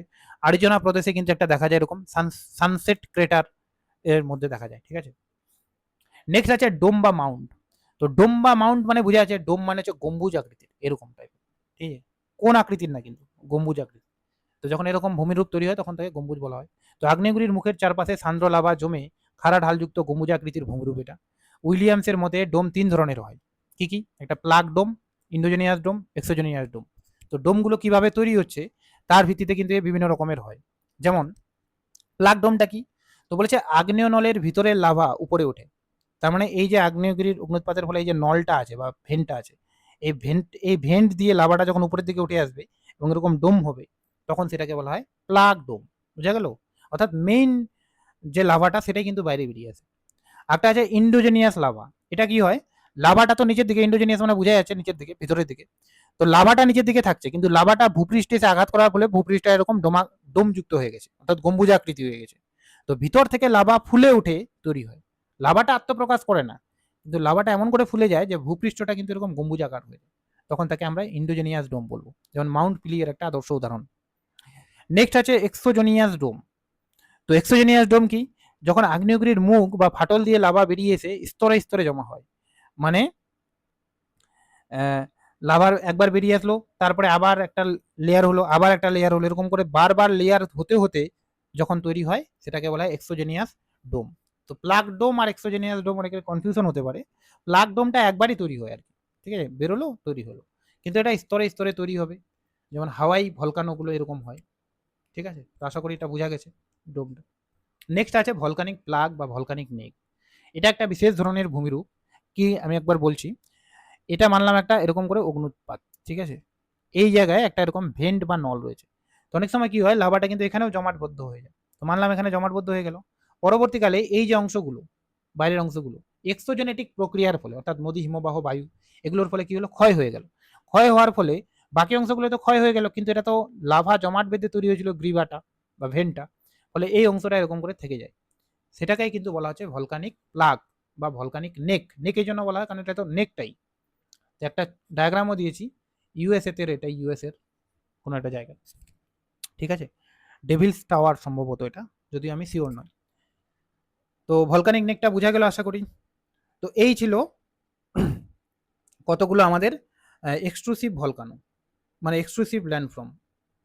এবার আমরা যেটা পড়বো সেটা হচ্ছে ইন্ট্রুসিভ ল্যান্ডফর্মগুলো, ঠিক আছে, বাট সরি এক্সট্রুসিভ ল্যান্ডফর্মই তো আমরা পড়ছি, এলিভেটেড ল্যান্ডফর্মগুলো পড়লাম। এবার আমরা পড়বো ডিপ্রেস ল্যান্ডগুলো। ডিপ্রেস ল্যান্ডফর্ম মানে হচ্ছে এরকম গর্তযুক্ত হবে। তো গর্তযুক্তের মধ্যে প্রথমে যেটা আছে সেটার নাম হচ্ছে ক্রেটার। তো ক্রেটারটা দেখতে পাচ্ছ, ক্রেটার মানে এরকম একটা গর্ত হবে। তো ক্রেটার হলো আগ্নেয়, একবার বলে দিই আমি, তো এরকম যে শঙ্কুটা তৈরি হয়, এখানে যে গর্তটা তৈরি হয়, এই গর্তটাকে অ্যাকচুয়ালি ক্রেটার বলা হয়। তো ক্রেটার হলো আগ্নেয়গিরির মুখ বা ভেন্টের চারপাশে তৈরি হওয়া ফানেল বা বাটির মতো অবনমিত অংশ, অর্থাৎ নিচু হয়ে যেটা তৈরি হয়, ঠিক আছে। এর আকার আগ্নেয়গিরি শঙ্কুর ও গঠনের উপর নির্ভর করে। এটা মূলত 300 মিটার হতে পারে বা 300 মিটারের কমও হতে পারে, অনেক ছোট থেকে কয়েক কিলোমিটার পর্যন্ত হতে পারে। এর গড় ঢালেরও হেরফের হয়, কোথাও 25 থেকে 30 ডিগ্রি হয়, কোথাও আরো কম হয়, এরকম, ঠিক আছে। এবার এর কিন্তু দুটা ভাগ আছে যেটা খুব ইম্পর্টেন্ট। একটা নাম হচ্ছে নেস্টেড ক্রেটার, একটা হচ্ছে অ্যাডভেন্টিভ ক্রেটার। তো নেস্টেড ক্রেটারটা কি? নেস্টেড ক্রেটার হচ্ছে যখন একটা বড় পুরনো ক্রেটারের ভিতরে পরবর্তী ছোট ছোট ক্রেটার তৈরি হয়। মানে মানলাম এটা একটা বড় ক্রেটার, এর ভিতরে আর একটা ছোট ক্রেটার তৈরি হলো এরকম করে, তখন সেটা হলো নেস্টেড। নেস্টেড কথার অর্থ হচ্ছে বাসা আর কি, মানে পাখির বাসার মতো। তো মানে বড়োর মধ্যে ছোট ছোট আরো অনেক বাসা করবে, তো সেটাকে বলা হয় নেস্টেড ক্রেটার। আর একটা হচ্ছে অ্যাডভেন্টিভ ক্রেটার, যেটা মূলত কি হয় যে প্যারাসাইট, যে মানে মানে প্রধান আগ্নেয় শঙ্কুর ঢালে প্যারাসাইট কোণের মুখে যেটা তৈরি হয়। মানে প্যারাসাইট কোণ মানে অলরেডি বুঝে গেছো তোমরা, যে এই যে এরকম করে একটা আগ্নেয়গিরি, তো এটা হচ্ছে মেইন গ্রীবা, এটা হচ্ছে অপ্রধান গ্রীবা যেটা মেইন গ্রীবার বা প্যারাসাইট ভেন্ট যেটা। আর এই জায়গায় যে এরকম করে তৈরি হয় কোণগুলো, এই কোণের জায়গায় যেটা কি বলে যে ক্রেটার তৈরি হয়, সেটাকে বলা হয়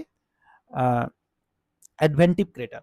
তার মানে অ্যাডভেন্টিভ ক্রেটার হচ্ছে প্যারাসাইট কোণের মধ্যে তৈরি হবে, আর নেস্টেড ক্রেটার হচ্ছে মেইন জায়গায় তৈরি হবে, কিন্তু মেইন গ্রিবার মেইন ক্রেটারের মধ্যে ছোট ছোট করে তৈরি হবে। চলো এবার নেক্সট আরেকটা আছে ক্যালডেরা। তো ক্যালডেরা হচ্ছে ক্রেটারের মতো, কিন্তু ক্রেটারটা যেমন ছোট, ক্যালডেরাটা কিন্তু বৃহৎ এলাকা জুড়ে, এটা মনে রাখতে হবে। তো একটি বৃহৎ গভীর আগ্নেয় অবনমন, যা সাধারণত ক্রেটারের তুলনায় অনেক বড় হয়। বোঝা গেল, ক্রেটারের থেকে বেশি বড় হবে। সাধারণত এর চারিদিকে খাড়া দেওয়াল থাকে, এবং ক্যালডেরা ভিতরে ছোট ছোট ক্যালডেরা থাকলে তাকে নেস্টেড বা গ্রুপ ক্যালডেরা বলা হয়। আগের মতোই যে একটা বড় ক্যালডেরার ভিতরে একটা বড় ক্যালডেরা, তার মধ্যে যদি আবার ছোট ছোট এরকম ক্যালডেরা থাকে, সেটাকে নেস্টেড ক্যালডেরা বলা হয়। এবার এই ক্যালডেরার আবার দুই ধরনের থিওরি আছে, মানে দুটো কনসেপ্ট আছে যে ক্যালডেরাগুলো কিভাবে তৈরি হয়। তো ক্যালডেরাগুলো আর কি দুভাবে তৈরি হতে পারে। একটা হচ্ছে সাবসিডেন্স থিওরি। তো বলেছে বড় ক্রেটার আছে একটা, প্রথমে ক্রেটার তৈরি হলো, এই ক্রেটারটা ধসে গেল এরকম ধসে গিয়ে মানে হতে পারে। আর একটা হচ্ছে বলেছে এক্সপ্লোশন থিওরি, ডেলি দিয়েছে এটা। তো এখানে কি বলছে, যখন প্রচন্ড বিস্ফোরণ হয়, তো প্রচন্ড বিস্ফোরণের ফলে ক্রেটারটাই অনেক বড় হয়ে যায়, তখন তাকে ক্যালডেরা বলা হয়। তো একটা হচ্ছে বিস্ফোরণের ফলে তৈরি হতে পারে, আর একটা বলছে ক্রেটারটা ধসে গিয়ে তৈরি হতে পারে। এরকম দুই ধরনের থিওরি কিন্তু রয়েছে। এবার দেখো এখানে কিন্তু পৃথিবীর কয়েকটা বিখ্যাত ক্যালডেরার উদাহরণ দেওয়া আছে, যেমন লেক টোবা, এটা কিন্তু সব থেকে বড় আয়তনে, ঠিক আছে। আরও এরকম আছে, তো তোমরা এটা পড়তে পারো, এটা কিন্তু বই থেকে নেওয়া, সবিন্দ্র সিং তো নয়, খুল্লারের বই থেকে নেওয়া, ঠিক আছে। তো যেহেতু বইয়ের মধ্যে আছে তো বলা যায় না, দিতেও পারে, একবার দেখে নিতে পারো। এবার নেক্সট আমরা পড়বো ইন্ট্রুসিভ ল্যান্ডফর্মগুলো, যেগুলো কিন্তু বেশি ইম্পর্টেন্ট। তো চলো শুরু করি। আচ্ছা, এক্সক্লুসিভ ল্যান্ডফর্ম আরেকটা আছে, যেটা হচ্ছে ফিসার অগ্নুৎপাতের ফলে তৈরি হয়। তো আগে আমরা এটা কভার করে নিই। একটা হচ্ছে লাভা প্লেটু বা লাভা বেসাল্ট প্রভিন্সেস। তো লাভা প্লেটু আর লাভা প্লেন দুটা প্রায় একই রকম। কি হয়, যখন অনেকটা এরিয়া দিয়ে এরকম করে পাতলা বা তরল লাভাটা বেরোচ্ছে, তখন কি হয়, সেটা কিন্তু অনেকটা জায়গায় এরকম করে ছড়িয়ে যায়, ছড়িয়ে গিয়ে শক্ত হয়ে যদি সমভূমি গঠন করে, উচ্চতা কম হয়, তখন তাকে এটা বলা হয় লাভা প্লেটু, এই লাভা প্লেন বলা হয়। আর যখন সেটা এরকম করে তৈরি হতে হতে অনেকটা উঁচু হয়ে যাবে, চারপাশটা অনেক খাড়াই হবে, কিন্তু অনেকটা উঁচু হয়ে টেবিল ল্যান্ডের মতো হবে, তখন সেটাকে লাভা প্লেটু বলা হয়। যেমন ডেকান ট্রাপ একটা আদর্শ উদাহরণ, বুঝা গেল। আর লাভা প্লেন হচ্ছে উচ্চতা কম হবে। তো দুটাই উপরের পৃষ্ঠটা প্রায় সমান, কিন্তু মেইন পার্থক্য হচ্ছে উচ্চতার। যদি উচ্চতা বেশি হয় তাহলে সেটা লাভা প্লেটু, আর যদি উচ্চতা কম হয় তাহলে লাভা প্লেন। আমি আর ডিটেলসে বললাম না, ঠিক আছে। যেমন এখানে তৈরি হয়েছে, তো মানলাম এর উচ্চতা কম, তো এটা লাভা প্লেন নাম দিলাম। এবার উচ্চতা যদি বেশি হয় তখন একে লাভা প্লেটু বলবো, এরকম ব্যাপারটা, ঠিক আছে। এবার আমরা চলে আসবো ইন্ট্রুসিভ ল্যান্ডফর্মগুলোতে। তো প্রথমে দেখো আছে ব্যাথোলিথ। এগুলো কিন্তু খুব ইম্পর্টেন্ট, হ্যাঁ, সব থেকে মোস্ট ইম্পর্টেন্ট ল্যান্ডফর্ম এগুলি। তো ব্যাথোলিথ কি? তো ইন্ট্রুসিভ ল্যান্ডফর্ম আমি কি বলেছিলাম, যে ইন্ট্রুসিভ ল্যান্ডফর্ম হচ্ছে ভূপৃষ্ঠে আত্মপ্রকাশ করবে না, বরং ভূপৃষ্ঠের নিচেই কোনো গর্তে বা কোথাও বা খনির মধ্যে জমাটবদ্ধ হয়ে যাবে। তো সেরকমই একটা ল্যান্ডফর্ম হচ্ছে ব্যাথোলিথ। তো ব্যাথোলিথ হচ্ছে এই যে ইন্ট্রুসিভ ল্যান্ডফর্ম আছে, সব থেকে বড় ল্যান্ডফর্ম এটা, এর আয়তনটা সব থেকে বড়।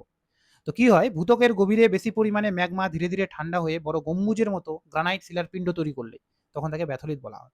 সিম্পল ভাষায় যদি আমরা বুঝি যে এই লাভাগুলো মেইনলি কোথা থেকে আসে, ম্যাগমা চেম্বার থেকে আসে। তো যখন এই ম্যাগমা চেম্বারটাই জমাটবদ্ধ হয়ে যাবে বা একটা অনেক বড় এলাকা জমাটবদ্ধ হয়ে যাবে একসঙ্গে, তখন তাকে ব্যাথলিট বলা হয়। দেখো, ব্যাথলিট হলো ভূত্বকের গভীর অংশে ঠান্ডা হয়ে যাওয়া ম্যাগমা চেম্বারের অংশ। বোঝা গেল? অর্থাৎ ম্যাগমা চেম্বারটাই কিন্তু যখন ঠান্ডা হয়ে যায় তখন তাকে বলা হয় ব্যাথলিট। তো ব্যাথলিট হচ্ছে সব থেকে বড় ভূমিরূপ। এবার ব্যাথলিটের সঙ্গে আরেকটা টার্ম রয়েছে স্টক। তো স্টক আর ব্যাথলিটের মধ্যে একটাই পার্থক্য, স্টকের এরিয়াটা কম। যদি ছোট হয়, যেমন 100 স্কোয়ার কিলোমিটারে যদি কম হয় তখন তাকে আমরা স্টক বলবো, আর তার তুলনায় যদি বড় হয় তাহলে সেটাকে আমরা ব্যাথলিট বলবো। বোঝা গেল? তো ব্যাথলিট হচ্ছে যখন নিজের ম্যাগমা চেম্বারটাই জমাটবদ্ধ হয়ে যাবে, যেখান থেকে ম্যাগমাটা উঠে আসছে, লাভাটা। ঠিক আছে, নেক্সট। এবার হচ্ছে ল্যাকোলিথ। তো ল্যাকোলিথ কি?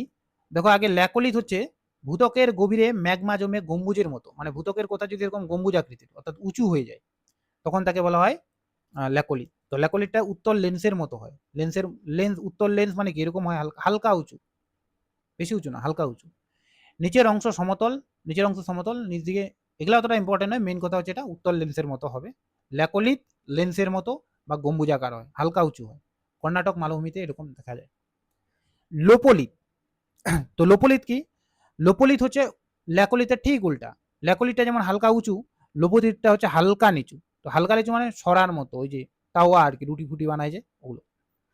তো হালকা নিচু যদি এরকম হয়, মানে হালকা অবতল যদি হয়, সেটাকে আমরা লোপোলিথ বলবো। আর ল্যাকোলিথ হচ্ছে হালকা উঁচু, আর লোপোলিথ হচ্ছে হালকা নিচু, মনে থাকবে, অর্থাৎ অবতল। আর একটা আছে ফ্যাকলিক। তো ফ্যাকলিক হচ্ছে এরকম টাইপের, আঁকা বাঁকা টাইপের। তো কি হয়, ভূপৃষ্ঠের নিচে যদি এরকম করে ঊর্ধ্ববঙ্গ অধবঙ্গ থাকে, তো এই ঊর্ধ্ববঙ্গ অধবঙ্গের সমান্তরালে এরকম করে যদি জমে তখন তাকে বলা হচ্ছে ফ্যাকলি। কি টার্মগুলো কিন্তু খুব ইম্পর্টেন্ট, বুঝা গেল? আর এই ফ্যাকলিতের একটা বৈশিষ্ট্য আছে, এ কিন্তু ম্যাগমা চেম্বারের সঙ্গে যুক্ত থাকে। আমি যদি ডায়াগ্রামটাতে দেখাই তাহলে দেখো, মানলাম কোথায় এরকম একটা ফ্যাকলিত এখানে নাই, তো আমি বললাম ফ্যাকলিত আছে। তো ফ্যাকলিত কিন্তু ম্যাগমা চেম্বারের সঙ্গে এরকম যুক্ত থাকে, সবগুলোই ম্যাগমা চেম্বারের সঙ্গে যুক্ত থাকে যদিও। তো এটা হলো ব্যাথলিথ, এটা হচ্ছে ল্যাকোলিথ যেটা উত্তল। আর যদি অবতলটা নাই, এখানে যদি এরকম অবতল হতো সরা বা চাটুর মতো, তখন সেটাকে বলা হচ্ছে লোপোলিথ।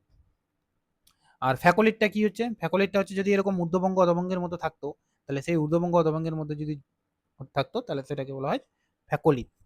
তাহলে ব্যাথলিথ, ল্যাকোলিথ, লোপোলিথ, ফ্যাকোলিথ। ঠিক আছে, নেক্সট হচ্ছে সিল অ্যান্ড সিট। তো সিল অ্যান্ড সিট কি? সিল হচ্ছে যখন কোনো সমান্তরাল শিলার মধ্যে, যেমন এখানে সমান্তরাল ভাবে ভূপৃষ্ঠের সমান্তরালে, ভূপৃষ্ঠটা যেরকম সমান্তরাল নিচের দিকে যদি এরকম সমান্তরালে থাকে তখন সেটাকে বলা হয় সিল বা সিট। তো সিল সিটের মধ্যে কি পার্থক্য? সিট হচ্ছে পাতলা হবে, মানে সিটটা যদি পাতলা, এই স্তরটা যদি লেয়ারটা যদি খুব পাতলা হয় তাহলে সিট, আর যদি একটু মোটা হয় তাহলে সেটাকে সিল বলবো। দুটা একই রকম, শুধু পাতলা হচ্ছে লেয়ারটা নাকি মোটা হচ্ছে, মোটা হলে সিল, পাতলা হলে সিট। এবার একটা আছে ডাইক। তো ডাইক হচ্ছে উল্লম্ব ভাবে যদি তৈরি হয়, দেখো এখানে এই যে এটা উল্লম্ব ভাবে তৈরি হয়েছে, তো উল্লম্ব ভাবে তৈরি হয় তখন তাকে ডাইক বলবো। ঠিক আছে, তো কয়লা খনিগুলোতে কিন্তু ডাইক দেখা যায়, ডাইকের স্তর লেখাও আছে এখানে, যে রানীগঞ্জ ঝরিয়ার কয়লা খনিতে কিন্তু এরকম ডাইকের স্তর দেখা যায়। তো গোটাটা যদি আমরা একবার ওভারভিউ করি তাহলে ব্যাথলিথ কি বললাম, যখন ম্যাগমা চেম্বারটাই জমে যাবে। এর আয়তনের উপর নির্ভর করছে যে একে আমরা ব্যাথলিথ বলবো নাকি একে আমরা স্টক বলবো। তো যখন 100 বর্গ কিলোমিটার এরিয়ার ছোট হবে তখন তাকে স্টক বলবো, আর যখন বড় হবে তখন তাকে ব্যাথলিথ বলবো। ঠিক আছে, তবে স্টকগুলো এরকম লম্বা আকারও হতে পারে যখন উঁচু হয়ে থাকে, ব্যাথলিথটা অনেকটা এরিয়া জুড়ে থাকে এরকম। ঠিক আছে, সমান্তরাল ভাবে হবে আর ল্যাকোলিথ যেটা আছে, তো ল্যাকোলিথ হচ্ছে উত্তল লেন্সের মতো হালকা উঁচু হবে, আর লোপোলিথ তার ঠিক উল্টা, অবতল লেন্সের মতো বলা যায়, বা সরা বা চাটুর মতো হবে। আর ফ্যাকোলিথ মানে ঊর্ধ্ববঙ্গ অধবঙ্গের মধ্যে থাকবে। সিল আর সিট হচ্ছে সমান্তরালে থাকবে, পাতলা হলে সিট আর মোটা হলে সিল। ডাইক হচ্ছে লম্বাভাবে থাকবে, কয়লা খনির স্তরে দেখা যায়, যেমন রানীগঞ্জ ঝুরিয়ার স্তরে দেখা যায় এগুলো। তো এবার যেটা পড়বো সেটা হচ্ছে ওয়ার্ল্ড ডিস্ট্রিবিউশন, অর্থাৎ কোথায় কোথায় ভলকানিজম সব থেকে বেশি দেখা যায়। তো দেখো, আগ্নেয়গিরি মূলত পৃথিবীর ভূত্বকের দুর্বল অঞ্চলগুলোতে দেখা যায়, যেমন ফল্ট জোনগুলোতে, যেখানে চ্যুতি হয়, যেখানে স্থলভাগ আর মহাসাগর পরস্পর মিলিত হয়েছে। কারণ এই জায়গায় কি হয়, যে একটা মহাদেশীয় পাত আর একটা মহাসাগরীয় প্লেট পরস্পর মিলিত হয়, মহাসাগরীয় প্লেটটা নিচের দিকে চলে যায়, ফলে এই জায়গায় কিন্তু অনেকগুলো হটস্পট তৈরি হয়। এবং এই হটস্পট দিয়ে পরবর্তীকালে কিন্তু ম্যাগমা বাইরে বেরিয়ে আসে লাভা রূপে, মানে লাভা নাম হয়ে যায়। পৃথিবীর প্রায় 80% সক্রিয় আগ্নেয়গিরি কিন্তু অভিসারী পাশ সীমানায় হয়। অভিসারী মানে যেখানে প্লেট দুটো পরস্পর মিলিত হবে। আর 15% হয় অপসারী পাশ সীমানায়, যেখানে পরস্পর থেকে দূরে সরে যায়। মনে থাকবে এটা। তো ওয়ার্ল্ড ডিস্ট্রিবিউশনকে মূলত চারটা জোনে ভাগ করা যায়। একটা হচ্ছে সার্কুম প্যাসিফিক বেল্ট, একটা হচ্ছে মিড কন্টিনেন্টাল বেল্ট, একটা হচ্ছে আটলান্টিক বেল্ট, আর একটা হচ্ছে ইন্ট্রা প্লেট ভলকানোস। তো আগে আমরা দেখে নিই ম্যাপের মধ্যে এটা। তো দেখো, সার্কুম প্যাসিফিক বেল্টটাকে বলা হয় Pacific ring of fire. Very very important. এখান থেকে কোশ্চেন আসে যে এর মধ্যে কোন ভলকানোটা প্যাসিফিক রিং অফ ফায়ারের মধ্যে অবস্থান করছে। তো প্যাসিফিক রিং অফ ফায়ার মানে প্রশান্ত মহাসাগরের চারপাশে, এটা প্রশান্ত মহাসাগরের চারপাশে এই যে অনেকগুলো আগ্নেয়গিরি অবস্থান করছে, যে কারণে এটাকে বলা হয় প্যাসিফিক রিং অফ ফায়ার বা সার্কুম প্যাসিফিক বেল্ট। আর একটা আছে মিড আটলান্টিক বেল্ট, অর্থাৎ আটলান্টিক মহাসাগরের মধ্যভাগেও কিন্তু অনেকগুলো এরকম অগ্নুৎপাত হয়ে থাকে। আর আরেকটা কি দেখলাম যে হচ্ছে মিড কন্টিনেন্টাল বেল্ট। তো মিড কন্টিনেন্টাল বেল্ট মানে কোনটা? এই যে ভূমধ্য সাগর সংলগ্ন অঞ্চলটা, ঠিক আছে, ভূমধ্য সাগর, মিড আটলান্টিক বেল্ট। আরও একটা আছে যেটা হচ্ছে Intra plate volcanoes. Intra plate volcanoes মানে হচ্ছে মানে একটা মেইন প্লেটের উপরেই, যেমন মানলাম যে এই জায়গায় একটা প্লেট রয়েছে, এই প্লেটের মাঝখানে এরকম কিছু ভলকানো দেখা যাচ্ছে, তবে এই ভলকানোর পরিমাণটা খুব কম হয়। মেইন হচ্ছে ওই তিনটাই। এবার এর উদাহরণগুলো যদি দেখি আমরা, সার্কুম প্যাসিফিক বেল্টের মধ্যে কোন কোনগুলো পড়ে, যেটাকে প্যাসিফিক রিং অফ ফায়ারও বলা হয়, যেমন Mount Erebus, Cotopaxi, Fujiyama, Mount Shasta, Rainier, Hood, 10,000 smoke, ঠিক আছে, এগুলো কিন্তু সব সার্কুম প্যাসিফিক বেল্টের মধ্যে পড়ে। পরীক্ষা আসবেই এর মধ্যে কোনটা সার্কুম প্যাসিফিক বেল্টের মধ্যে পড়ে। মিড কন্টিনেন্টাল বেল্টের মধ্যে মানে ভূমধ্য সাগরের আশেপাশে, তো স্ট্রম্বলি, ভিসুভিয়াস, এটনা, ঠিক আছে, কিলমিনজারো যেটা আফ্রিকাতে রয়েছে, এটাও এর মধ্যে পড়বে, ঠিক আছে, গেল। মিড আটলান্টিক বেল্টের মধ্যে কি, যেমন আইসল্যান্ডের যেটা আছে হেকলা, লাকি, মাউন্ট পিলি, এই সমস্তগুলো পড়বে এর মধ্যে, ঠিক আছে। আর ইন্ট্রা প্লেট বাউন্ডারির মধ্যে যেমন ইন্ডিয়ার হচ্ছে পেনিনসুলার প্লেটু, যেটা অর্থাৎ ডেকান ট্রাপটা, ব্রাজিলেরও একটা আছে, ঠিক আছে, প্যারাগুয়ে সাউথ আমেরিকার যেটা প্যারাগুয়েতে আছে, এরকম মানে এটা একটা মেইন প্লেটের ভিতরে হবে। এগুলো অতটা ইম্পর্টেন্ট নয়, মেইন যেটা পরীক্ষা আছে সেটা হচ্ছে এই যে এইটা প্যাসিফিক রিং অফ ফায়ারের মধ্যে কোনটা পড়ছে। এই জন্য এটা আমি একটা ডায়াগ্রামও দিয়েছি। কোথায়? এই যে দেখো ডায়াগ্রাম।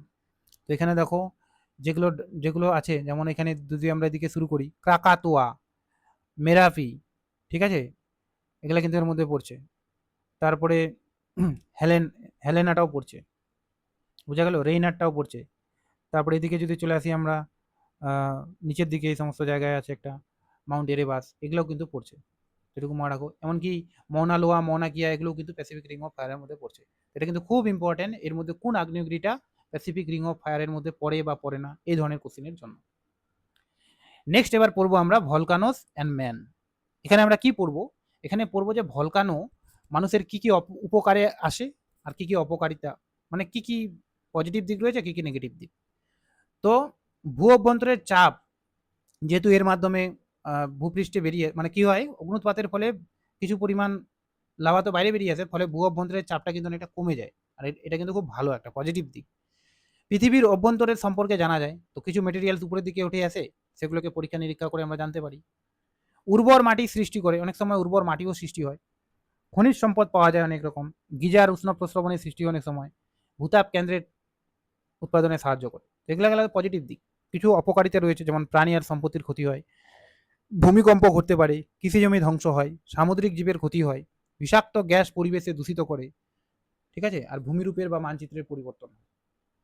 এবার পৃথিবীতে ঘটে যাওয়া কতগুলো মারাত্মক ভলকানিজমের এখানে এক্সাম্পল দেওয়া আছে। যেমন ৭৯ এডিতে ভেসুভিয়াস, যেটার পর থেকে তার নাম হয়েছিল প্লিনিয়ান টাইপ, প্লিনি যেখানে মারা গেছিল। পম্পাই ইতালিতে হয়েছিল, এটা ১৬,০০০ ডেথ হয়েছিল তখনকার দিনে। মাউন্ট এটনা, ঠিক আছে, ২০,০০০ ডেথ হয়েছিল।